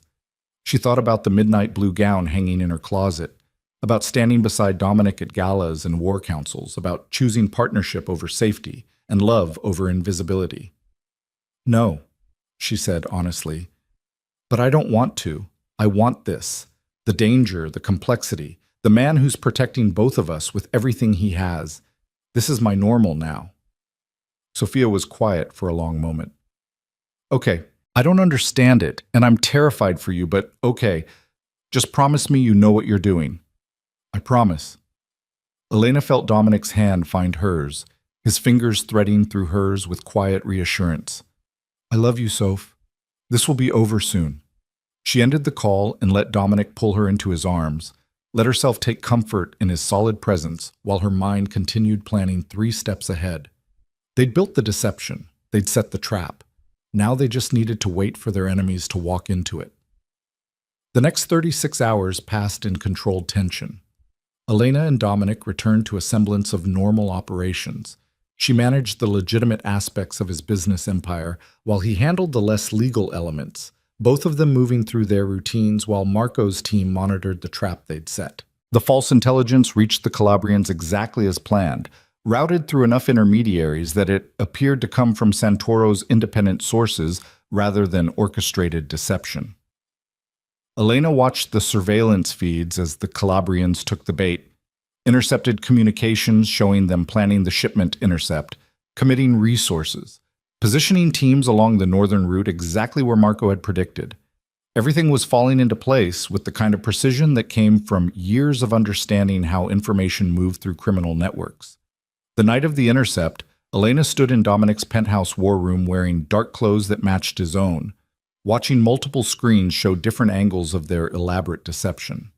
The fake shipment moved along its predetermined route, security teams performing their scripted roles, every element designed to convince watching enemies that they were witnessing something real and valuable. They're moving, Marco said quietly, highlighting 3 vehicles on the tactical display. Calabrian intercept team, exactly where we predicted. They'll hit the convoy in 15 minutes. Dominic's hand found Elena's, his grip firm and reassuring. Last chance to back out. Once this plays through, there's no undoing it.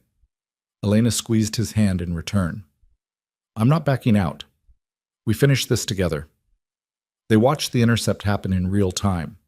The Calabrian team moving with professional efficiency, overwhelming the security detail with enough force to suggest they believed the shipment was genuinely valuable, securing the containers with the kind of careful urgency that came from thinking they'd just stolen 50 million euros worth of pharmaceutical products. Then came the moment Elena had been waiting for. The moment when the Calabrian team leader used cutting equipment to open the first container and found nothing inside except empty crates and a note Marco had planted. The surveillance audio caught his voice, sharp with disbelief and rage. It's empty. All of it. We've been set up. Not set up, Elena murmured, watching the team leader's face contort with fury. Just fed worthless intelligence by someone you trusted. Within minutes, the Calabrians were on the phone with Santoro, their voices carrying through the intercepted communications with undisguised fury. Elena listened as they accused him of feeding them false information, of wasting their resources on a worthless intercept, of making them expose their operational capabilities for nothing.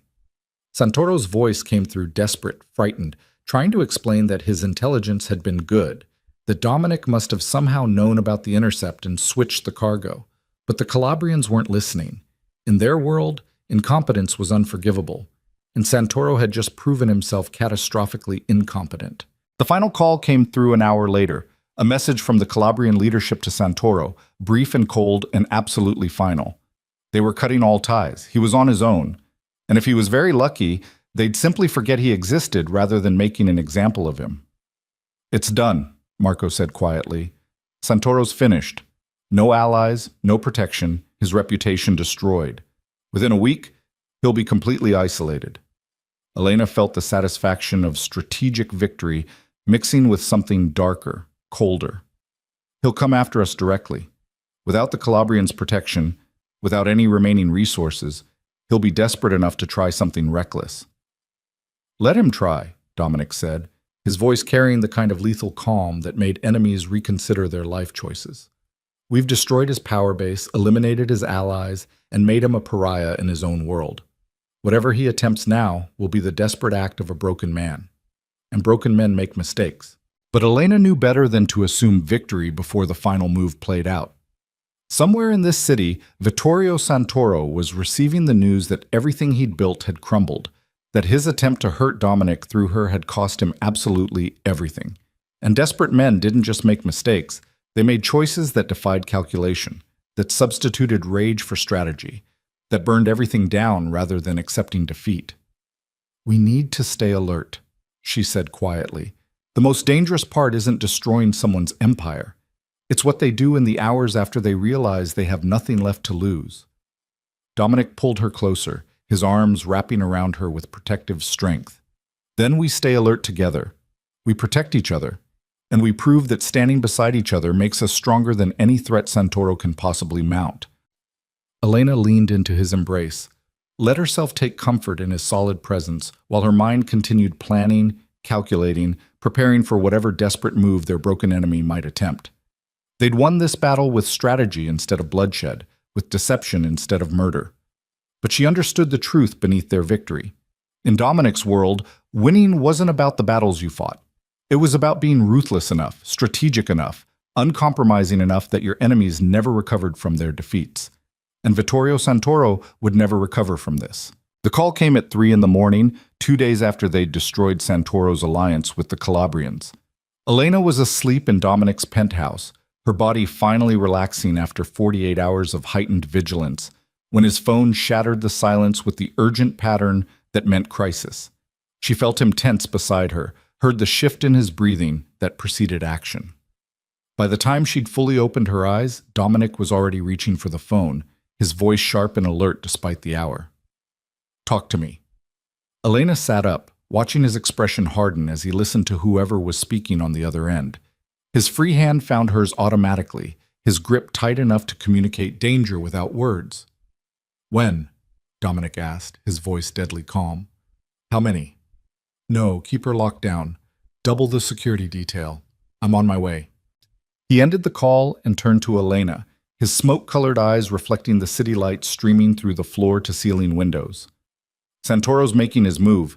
He hit one of my warehouses 30 minutes ago, the one we used for the fake intercept." Elena's mind raced through implications. "He's looking for evidence, trying to prove to the Calabrians that we set him up. He won't find any. Marco made sure of that." Dominic was already moving, pulling on clothes with efficient speed. "But that's not what worries me. The warehouse was a diversion. While my security teams were responding to the break-in, Santoro sent a second team toward the safe house where Sophia's being held." Elena's blood turned to ice. "Did they reach her?" "No, Marco's people intercepted them 5 miles out. But Elena, this is escalation. Santoro's past strategy, past caring about consequences. He's going for maximum damage because he knows he's already lost everything." She was already out of bed, pulling on the clothes she'd started keeping in Dominic's closet. Dark jeans, a fitted black sweater, boots designed for movement rather than elegance. "Then we end it. Tonight. No more waiting for him to make mistakes. We finish this before he gets anywhere near my sister." Dominic crossed to her, his hands framing her face with a gentleness that contradicted the lethal calculation in his eyes. "Are you sure? Because what I'm about to propose isn't strategic deception.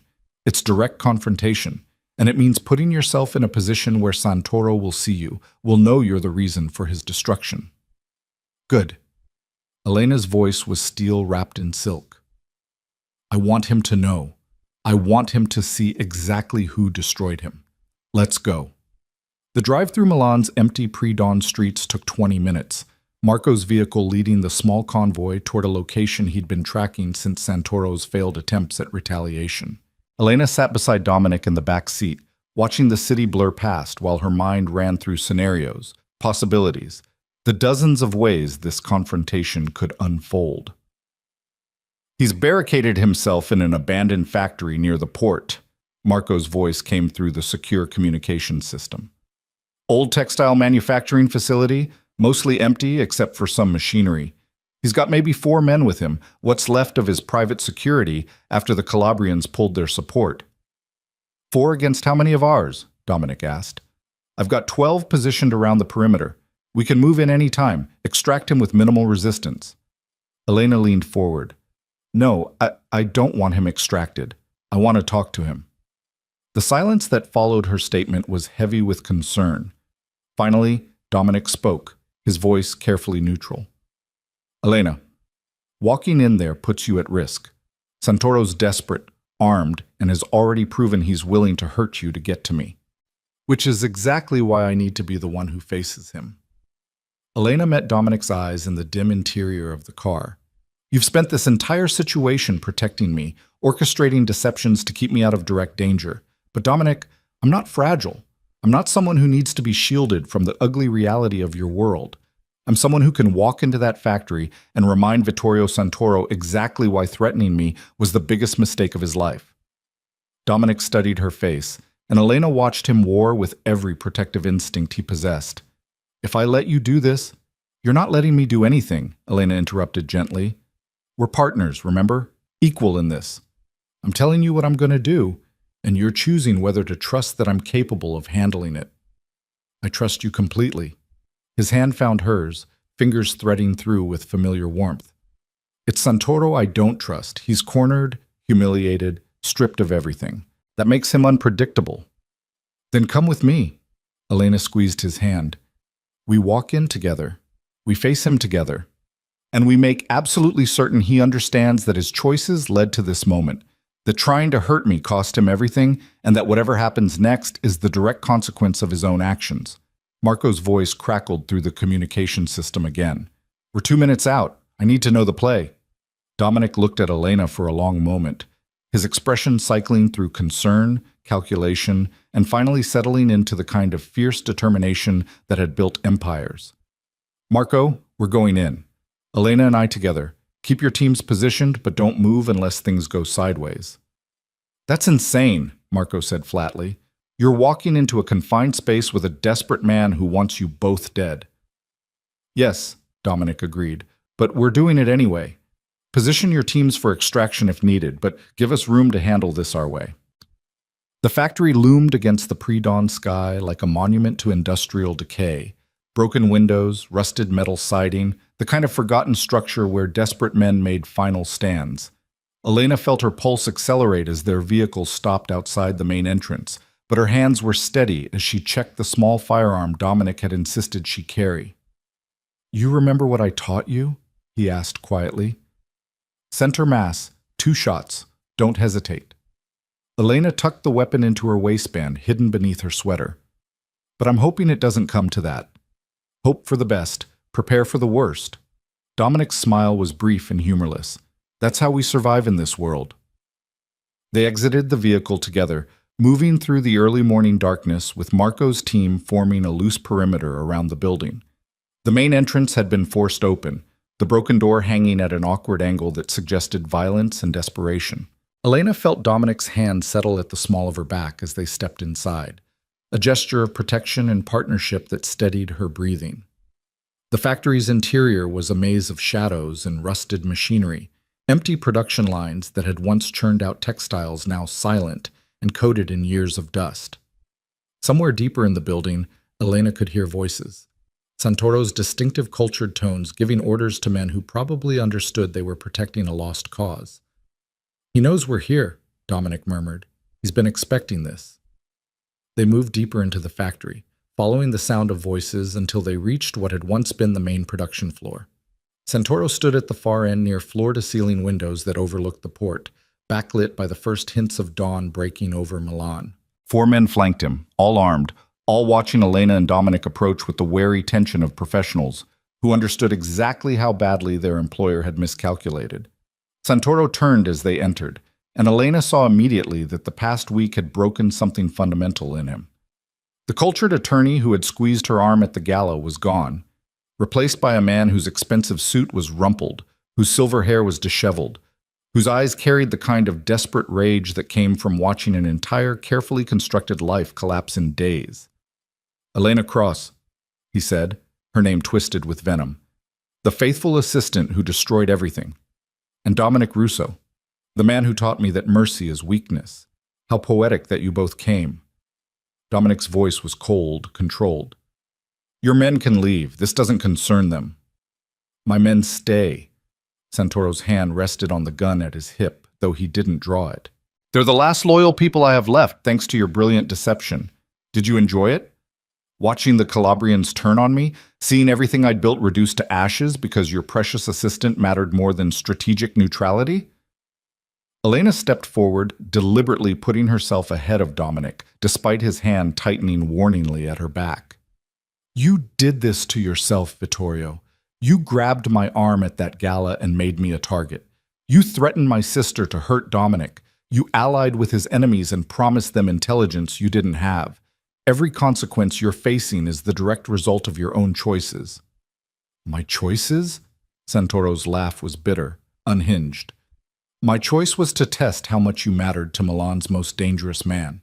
My choice was to see if Dominic Russo had finally developed a weakness after years of perfect isolation. And I was right, wasn't I? You matter so much that he dismantled my entire life to protect you. Yes, Elena said simply. I matter. And the moment you touched me, you signed your own death warrant. Not because I'm weak and need protection, but because I'm valuable enough that threatening me carries consequences you clearly didn't anticipate. Santoro drew his gun with shaking hands, pointing it at Elena with the kind of desperate fury that made Dominic tense beside her. Valuable. Such an interesting word for a woman who's just a glorified secretary. Tell me, Elena, do you really believe you're special? Or do you understand that Dominic's protection is just another form of possession? That you're a tool he's using, a piece on his board that he'll sacrifice the moment it becomes strategically necessary? Elena felt Dominic move beside her, but she raised her hand slightly, asking for space to handle this herself. I believed that once. At the gala, when Dominic stood silent while you humiliated me, I believed I was expendable. I believed 4 years of loyalty had earned me nothing. And I walked away ready to disappear because I thought his silence meant I didn't matter. She took another step forward, ignoring the gun trained on her chest. But then I learned the truth. Dominic didn't stay silent because he didn't care. He stayed silent because I mattered so much that defending me publicly would have made me a target for every enemy he's ever made. He chose strategic protection over public defense because he was trying to keep me safe in the only way he knew how. And that makes it better? Santoro's voice cracked. That makes his manipulation acceptable? He controlled you through silence, through calculated distance, through making you doubt your own value. That's not love, Elena. That's ownership. You're right, Elena said quietly. It was manipulation. It was control. It was him trying to protect me in ways that hurt me instead. But the difference between Dominic and you is that when I confronted him about it, when I told him his silence had broken me, he listened. He admitted his mistakes. He changed the rules we'd been operating under and gave me partnership instead of protection. She gestured to the ruined factory around them. You, on the other hand, responded to humiliation by escalating. You tried to kidnap my sister. You allied with Dominic's enemies. You came after us with everything you had left because you couldn't accept that your actions had consequences. So tell me, Vittorio, who's really being controlled here? The woman who demanded partnership and got it, or the man who sacrificed everything for revenge? Santoro's gun hand trembled, but he didn't lower it. Revenge is all I have left. You took everything else. We gave you exactly what you earned. Dominic's voice cut through the tension like a blade. You humiliated Elena in public, so I destroyed your professional reputation. You threatened her sister, so I eliminated your allies and resources. You tried to use her as leverage, so I made you a cautionary tale about what happens to people who threaten what's mine. Every action you're suffering through is a direct mirror of what you tried to do to us. Then kill me. Santoro's finger moved to the trigger. If I'm already dead professionally, socially, strategically, if there's nothing left of my life, then finish it. Put a bullet in me and prove you're exactly as ruthless as everyone says. Elena saw the moment hanging between them. The choice between the violence that would satisfy Santoro's need for dramatic ending and the strategic patience that had always defined Dominic's approach to threats. She understood both impulses, felt them warring in her own chest. Part of her wanted Santoro dead for threatening Sophia, for the bruises on her arm, for the 4 days of heartbreak his actions had triggered. But the larger part, the part that had spent 4 years learning to think 3 steps ahead, to calculate consequences, to choose strategy over emotion, saw a better path. "No," she said firmly. "We're not killing you." Santoro's expression twisted with confused rage. "What?" "You heard me." Elena's voice was calm, authoritative. "We're not giving you the martyrdom of a bullet. We're not making you a victim. We're not creating a story where Dominic Russo murdered you and somehow proved your point about our relationship being toxic." She moved closer, forcing Santoro to either shoot or lower the gun. "Instead, we're going to let you live. We're going to let you survive in a city where everyone knows you tried to hurt me and failed spectacularly. Where everyone understands that threatening Elena Cross costs you everything you've built. Where you're a walking reminder to anyone who might consider making the same mistake about what happens when you miscalculate Dominic Russo's priorities." "That's worse than death," Santoro whispered. "I know." Elena stopped just out of reach, her eyes holding his with absolute certainty. "That's the point. Death would be quick. This way you live with the consequences of your choices every single day. You live knowing you lost to a glorified secretary who understood strategy better than you did. You live as proof that in Dominic's world, threatening the people he loves is the fastest way to destroy yourself completely." Santoro's gun hand dropped slowly, the weapon pointing at the floor as the fight drained out of him. Elena watched him collapse inward, shoulders hunching, the desperate rage transforming into something that looked like despair. He'd come here expecting violence, wanting it, needing the clean finality of death to escape the consequences of his actions. Instead, she was offering him survival without dignity, life without purpose, the slow degradation of existing in a world that would never forget his failure.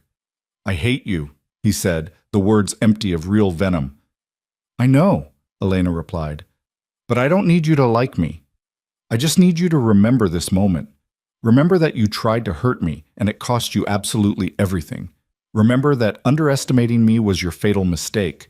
And remember that mercy doesn't mean forgiveness. It means giving you the opportunity to rebuild something from the ashes while knowing you'll never reach the heights you once occupied."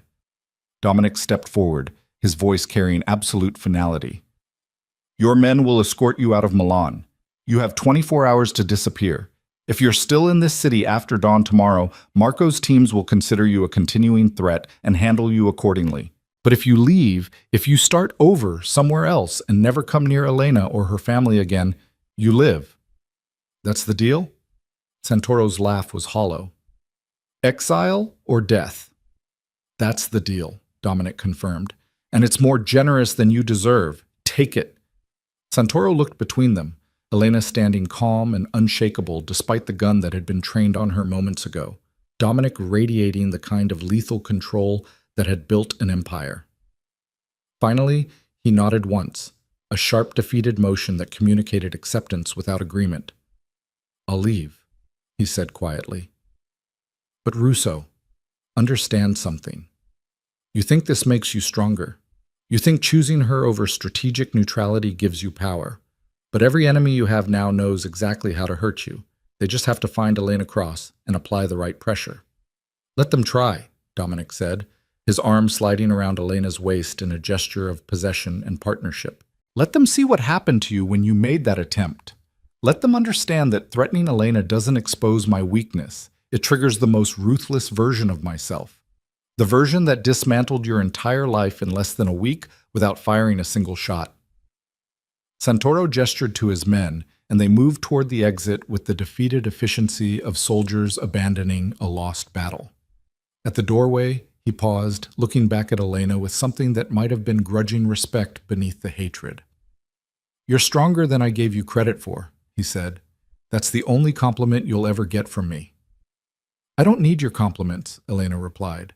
"I just need you gone." They watched him leave, listened to the sound of vehicles starting and pulling away from the factory. Marco's voice crackled through the communication system.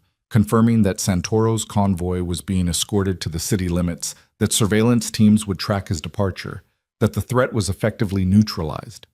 Elena felt the tension drain from her shoulders, felt the adrenaline that had been sustaining her through the confrontation fade into exhaustion. Dominic pulled her closer, his arms wrapping around her with protective strength. "You were incredible," he murmured against her hair. "Facing him down like that, offering mercy when you had every right to demand blood. That took more courage than pulling a trigger ever would." "I learned from watching you." Elena leaned into his embrace, let herself take comfort in his solid presence. "You taught me that the most devastating victories don't come from violence. They come from being strategic enough, patient enough, ruthless enough to destroy someone completely while leaving them alive to witness their own destruction." "I've created a monster," Dominic said, but his tone carried approval rather than concern. "You've created a partner." Elena pulled back enough to meet his eyes. "Someone who can stand beside you in the ugliest moments of your world and not flinch. Someone who can make the hard calls, execute the difficult strategies, and live with the consequences. That's what you need, isn't it? Not someone to protect, but someone who can match your ruthlessness with intelligence of their own." Dominic's smile was warm, genuine, devastating in its rarity. "That's exactly what I need. What I've always needed but was too stubborn to admit. You're not just standing beside me, Elena. In moments like this, you're leading, and I'm smart enough to follow." They left the factory as dawn fully broke over Milan, painting the city in shades of gold and amber that transformed industrial decay into something almost beautiful. Marco's teams secured the perimeter, ensuring Santoro's departure was complete and permanent. By the time Elena and Dominic reached the penthouse, the crisis had been managed, the threat neutralized, and the immediate danger passed. But Elena understood that this was just the beginning. Santoro had been right about one thing. Every enemy Dominic had would now understand that she was both his greatest strength and his most significant vulnerability. The question wasn't whether future threats would come, but how they would handle them together. "I need to see Sofia," she said as they entered the penthouse. "She's been in protective custody for almost a week. She deserves to know the threat is over." Dominic nodded, already pulling out his phone. "I'll have Marco arrange transport. Secure route, full security detail, and Elena." He waited until she looked at him. "Tell her the truth, all of it. She deserves to understand what being your sister means in my world."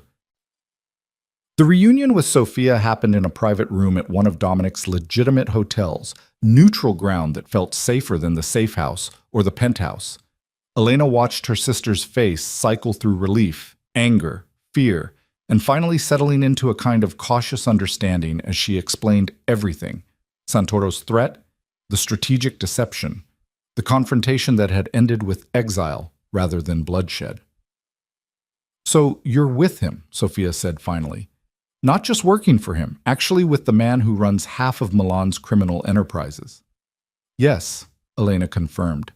"I love him. And before you tell me all the reasons that's dangerous or stupid or reckless, I need you to understand something. I spent 4 years building an empire beside Dominic Russo. I know exactly who he is, what he's capable of, and what loving him means. I'm making this choice with my eyes completely open." Sofia studied her sister's face, searching for signs of coercion or manipulation or the 1,000 ways powerful men convinced women to accept unacceptable situations. Finally, she sighed. "You're happy," she said quietly. "Terrified, probably constantly stressed, definitely in more danger than any graduate student's sister should be, but happy. I can see it in how you talk about him, how you defended him even while explaining his mistakes. So I guess my only question is, does he make you feel safe?" Elena thought about Dominic's silence at the gala, about the protection that had looked like abandonment, about the past week of orchestrating deceptions and facing down threats together. "He makes me feel powerful. He makes me feel like my intelligence matters as much as his ruthlessness. He makes me feel like we're building something that's stronger because we're building it together. Safe is probably the wrong word for any of this. But valued, protected, loved in ways I didn't know I needed? Yes. Then I'm happy for you." Sofia's smile was tentative but genuine. "Scared, definitely questioning your sanity, Probably going to have nightmares about armed security details for months. But happy for you. They spent another hour together, Elena explaining the security protocols that would remain in place until they were absolutely certain no other threats were developing, Sophia sharing details about the fellowship opportunity that Marco had fabricated as cover for her protective custody. By the time they said goodbye, Elena felt the knot of worry that had been sitting in her chest since Santoro's first threat finally begin to loosen. Back at the penthouse, Dominic was waiting with champagne and an expression that suggested he had news. Elena kicked off her boots, accepted the glass he offered, and raised an eyebrow in question. Senator Marchetti called, Dominic said. He wants to accelerate the waterfront development deal. Apparently our very public handling of the Santoro situation has convinced him that alliance with me offers better protection than opposition. Elena sipped her champagne, her strategic mind already seeing the implications. He wants to legitimize his connection to you before your other rivals try to establish their own political alliances. Exactly. Dominic's smile was sharp with satisfaction, which means we've successfully transformed a threat into an opportunity. Santoro's attempt to hurt us has actually strengthened our position. Every politician in Milan saw how quickly we dismantled someone who made the mistake of targeting you. They're all recalculating their relationships with me based on that demonstration of power. So what happens now? Elena asked. Dominic set down his champagne, his expression shifting from strategic satisfaction to something softer, more vulnerable. Now I offer you a choice. Marco's prepared succession documents that would make you my official chief strategist. It's a position of significant power in the organization, access to all operations, legal authority to make decisions in my absence, and compensation that reflects your actual value rather than the assistant role you've been occupying. He pulled a folder from his desk, set it in front of her. But Elena, this isn't just a job offer. It's a public acknowledgement that you're my partner in every sense: business, strategy, and personal. It means standing beside me at events, negotiating with rivals, making decisions that affect thousands of lives. It means fully entering a world you've been managing from the shadows for 4 years. Elena opened the folder, scanned the documents that formalized what they'd been building together since the moment she'd confronted him about his silence. Chief strategist, equal authority, partnership codified in legal language that would make her role undeniable to everyone in Dominic's organization. There's one more thing, Dominic said quietly. He opened a small velvet box, revealing a ring that took Elena's breath away. A deep blue sapphire surrounded by diamonds, the same midnight blue as the gown he'd given her for the gala. This isn't an engagement ring. Not yet. We've known each other for 4 years, but only been together for a week. We're not ready for that level of commitment. He held her gaze, his smoke-colored eyes reflecting the city lights. But it is a promise. A promise that when we're ready, when we've built enough trust and survived enough threats, and proven we can navigate this world together, I'm going to ask you to marry me. And I wanted you to have something tangible to hold on to while we figure out what partnership looks like for people like us. Elena felt tears burning behind her eyes as Dominic slid the ring onto her right hand, a promise of future commitment rather than immediate binding. It's beautiful. It's midnight blue, Dominic said, the color that announces you're under my protection. Except now it's not just protection. It's partnership. It's acknowledgement. It's my way of telling you and everyone else that you're not standing behind me anymore. You're beside me, and that's where you'll stay. Elena kissed him, pouring 4 years of unspoken feelings and 1 week of devastating honesty into the gesture. When they finally broke apart, she picked up the pen beside the succession documents and signed her name with confident strokes that formalized her transformation from invisible assistant to public partner. So what does the chief strategist's first official act look like? She asked. Dominic's smile was slow, warm, devastating. I was thinking we could start with breakfast. Something shockingly normal, like coffee and pastries while we review Marchetti's development proposal. Then maybe we move on to the slightly less normal task of restructuring our security protocols to account for future threats. And eventually, we end the day by doing something we've both been avoiding for 4 years. Which is? Admitting that we're building something that looks like a life together. Dominic's hand found hers, his thumb brushing over the sapphire ring. Not just an empire, Not just a partnership, an actual relationship where we go to galas and face down threats and make strategic decisions and come home to each other at the end of the day. Elena felt warmth bloom in her chest, chasing away the last shadows of doubt that had lingered since the gala. I want that, the whole complicated, dangerous, absolutely insane version of it. Then that's what we'll build. Dominic pulled her closer, his forehead resting against hers. Together, equal partners in business and strategy and whatever comes next. No more silence, no more shadows, just us, facing this world side by side. 3 months later, Elena stood beside Dominic at another gala, this one celebrating the groundbreaking of Senator Marchetti's waterfront development project. She wore emerald green this time, a color that announced confidence rather than protection, and moved through the crowd with the kind of easy authority that came from knowing she belonged in these spaces. People approached her differently now. Not as Dominic's assistant, but as his chief strategist, the woman whose intelligence had orchestrated the Santoro destruction, whose partnership with Milan's most dangerous man had reshaped the city's power dynamics. Some were respectful, some were wary. All of them understood that Elena Cross was no longer invisible. Across the ballroom, she caught Dominic's eye. He was in conversation with a group of politicians, but his attention tracked her movement through the crowd with the kind of awareness that came from choosing to notice someone completely. He excused himself, crossed to her, and offered his arm with a smile that was reserved only for her. "Enjoying yourself?" he asked. "Immensely." Elena gestured to the crowd around them. "Do you remember the last gala we attended together? The night Santoro grabbed your arm and I made the worst strategic decision of my life?" Dominic's expression tightened. "I remember every detail. I was thinking about how different this feels." Elena's hand tightened on his arm. "At that gala, I was invisible. A prop you'd brought to make a statement you weren't ready to fully commit to. Tonight, I'm your chief strategist, your partner, the woman who stands beside you while you rebuild this city's power structure." "And how does that feel?" Elena smiled, genuine and warm and absolutely certain. "Like I finally understand what you were trying to protect me from. Like I'm strong enough to survive the visibility. Like we're building something that's worth all the danger and complexity and absolutely insane strategic decisions." Dominic pulled her closer, his arm sliding around her waist in a gesture that was both possessive and protective. "I love you, Elena Cross. I loved you when you were invisible and essential. I love you now when you're visible and powerful. And I'll love you through whatever comes next. Even when I make strategic decisions you disagree with? Especially then." His smile was warm with approval. "Because that's when you're most yourself, absolutely certain, strategically brilliant, and completely unafraid to challenge me when I'm wrong."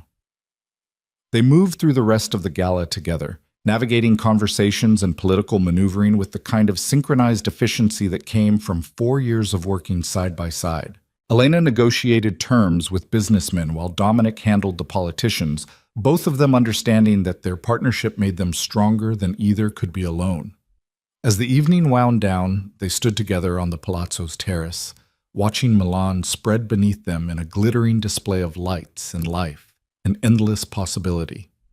Elena felt the sapphire ring on her finger catch the moonlight, a promise of future commitment that no longer felt distant but inevitable. "I have something for you," Dominic said quietly. Elena turned to find him holding a small folder, his expression shifting between nervous and hopeful in a way she rarely saw. "What is it?" "Deed to a villa in Lake Como." He handed her the folder, watched her face as she opened it. "I bought it last month. Private, secure, beautiful enough to make you forget we live in a world where threats are constant and enemies are everywhere. I thought maybe we could use it as a refuge. A place that's just ours, separate from the empire and the strategy and all the complicated pieces of our lives." Elena studied the documents, saw her name beside his on the deed. Equal ownership, equal investment, equal partnership extending beyond business into the kind of life they were building together. "This is beautiful. But Dominic, you didn't have to." "I wanted to." His hands framed her face, his touch gentle despite the calluses that came from years of building empires. I wanted to give you something that proves this isn't just about power and strategy. I wanted you to have a place where we can just be ourselves, where Elena and Dominic exist without the weight of everything we're building in Milan." Elena kissed him, pouring gratitude and love and absolute certainty into the gesture. When they broke apart, she kept her hands fisted in his jacket, her forehead pressed to his. "Ask me," she whispered. Dominic pulled back slightly, confusion flickering across his expression. "Ask you what?" "You know what." Elena's smile was warm, certain, absolutely unafraid. "We've been partners for 3 months. We've faced down threats, orchestrated deceptions, rebuilt an empire together. We've proven we can survive the worst this world throws at us. So ask me." Understanding dawned in Dominic's smoke-colored eyes. "We said we'd wait, that it was too soon, too complicated. That was 3 months ago when we were still figuring out what partnership looked like." Elena's voice was steady, absolute. "Now I know. I know that you're the person I want beside me through every crisis. I know that building a life with you is worth all the danger and complexity. I know that I don't need more time to be certain about something I've been certain about for years. So ask me, Dominic Russo." He studied her face for a long moment, searching for any sign of doubt or hesitation. Finding none, he slowly lowered himself to one knee on the terrace, Milan's lights creating a backdrop that seemed designed for exactly this moment. "Elena Cross," he said quietly, his voice rough with emotion he rarely showed, "you are the most brilliant, strategic, absolutely fearless person I've ever known. You've stood beside me through crises that would have broken most people. You've matched my ruthlessness with intelligence, my calculation with strategy, my protection with partnership. You've transformed from invisible necessity to visible power, and you've done it while remaining completely, essentially, yourself." He pulled a second ring from his pocket, this one a diamond that caught the moonlight with prismatic fire. "I'm not a man who does anything halfway. I'm not a man who believes in love without complete commitment. So I'm asking you now, in front of this city we're rebuilding together, will you marry me? Will you stand beside me, not just as my chief strategist, but as my wife? Will you build a life with me that acknowledges all the danger and complexity while choosing partnership anyway?" Elena felt tears tracking down her face, warm and unstoppable, and completely unashamed. "Yes, absolutely yes." Dominic slid the engagement ring onto her finger beside the sapphire promise ring, both of them catching the light in a display that announced commitment twice over. Then he stood, pulled her into his arms, and kissed her with the kind of controlled intensity that had defined their entire relationship, protective and possessive and absolutely certain. When they finally broke apart, Elena was laughing through her tears, her hands framing his face with a gentleness that contradicted everything they'd survived together. "We're insane. You know that, right? Two people who live in constant danger, who face threats every day, who are building an empire on ruthlessness and strategy. We're absolutely insane to think marriage is a good idea." "Probably," Dominic agreed, "but I'd rather be insane with you than sane without you. I'd rather face every threat with you beside me than face nothing alone. And I'd rather build something complicated and dangerous and absolutely worth it than settle for anything safe and simple and ultimately empty." Elena kissed him again, softer this time, a promise sealed in moonlight and Milan's glittering skyline. "Then let's be insane together. Let's build this complicated, dangerous, absolutely incredible life. Let's prove that partnership can survive anything when the people building it are ruthless enough, strategic enough, and committed enough to fight for it." They stood together on the terrace while Milan spread beneath them, a city they were reshaping, a world they were navigating, a future they were building with equal parts calculation and courage. The woman who had walked into Dominic Russo's organization 4 years ago as an invisible assistant had been transformed by silence and strategy, by heartbreak and honesty, by the kind of partnership that didn't require one person to diminish for the other to thrive. Elena Cross was no longer invisible. She was powerful, strategic, absolutely essential. She stood beside Milan's most dangerous man as his equal, his partner, and soon his wife. And together, they would face whatever threats came next with the same ruthless determination that had destroyed Vittorio Santoro and rebuilt an empire. The silence that had once broken her loyalty had ultimately forged something stronger, A partnership built on truth instead of protection, on equality instead of shadows, on the kind of love that chose to stand together even when the world promised it would be safer apart. And as the night deepened over Milan, Elena understood that this was just the beginning. Not the end of their story, but the foundation of something that would reshape the city, challenge their enemies, and prove that the most dangerous force in any empire wasn't ruthlessness or strategy alone. It was two people who loved each other enough to be ruthless and strategic together, who matched intelligence with courage, who chose partnership over safety, and built something that would endure long after the threats had been neutralized and the enemies had been defeated. They were building a dynasty. And dynasties, Elena had learned, weren't built on power alone. They were built on trust, on partnership, on two people standing side by side and refusing to let anything, not silence, not threats, not the entire brutal weight of their world, break what they'd chosen to build together.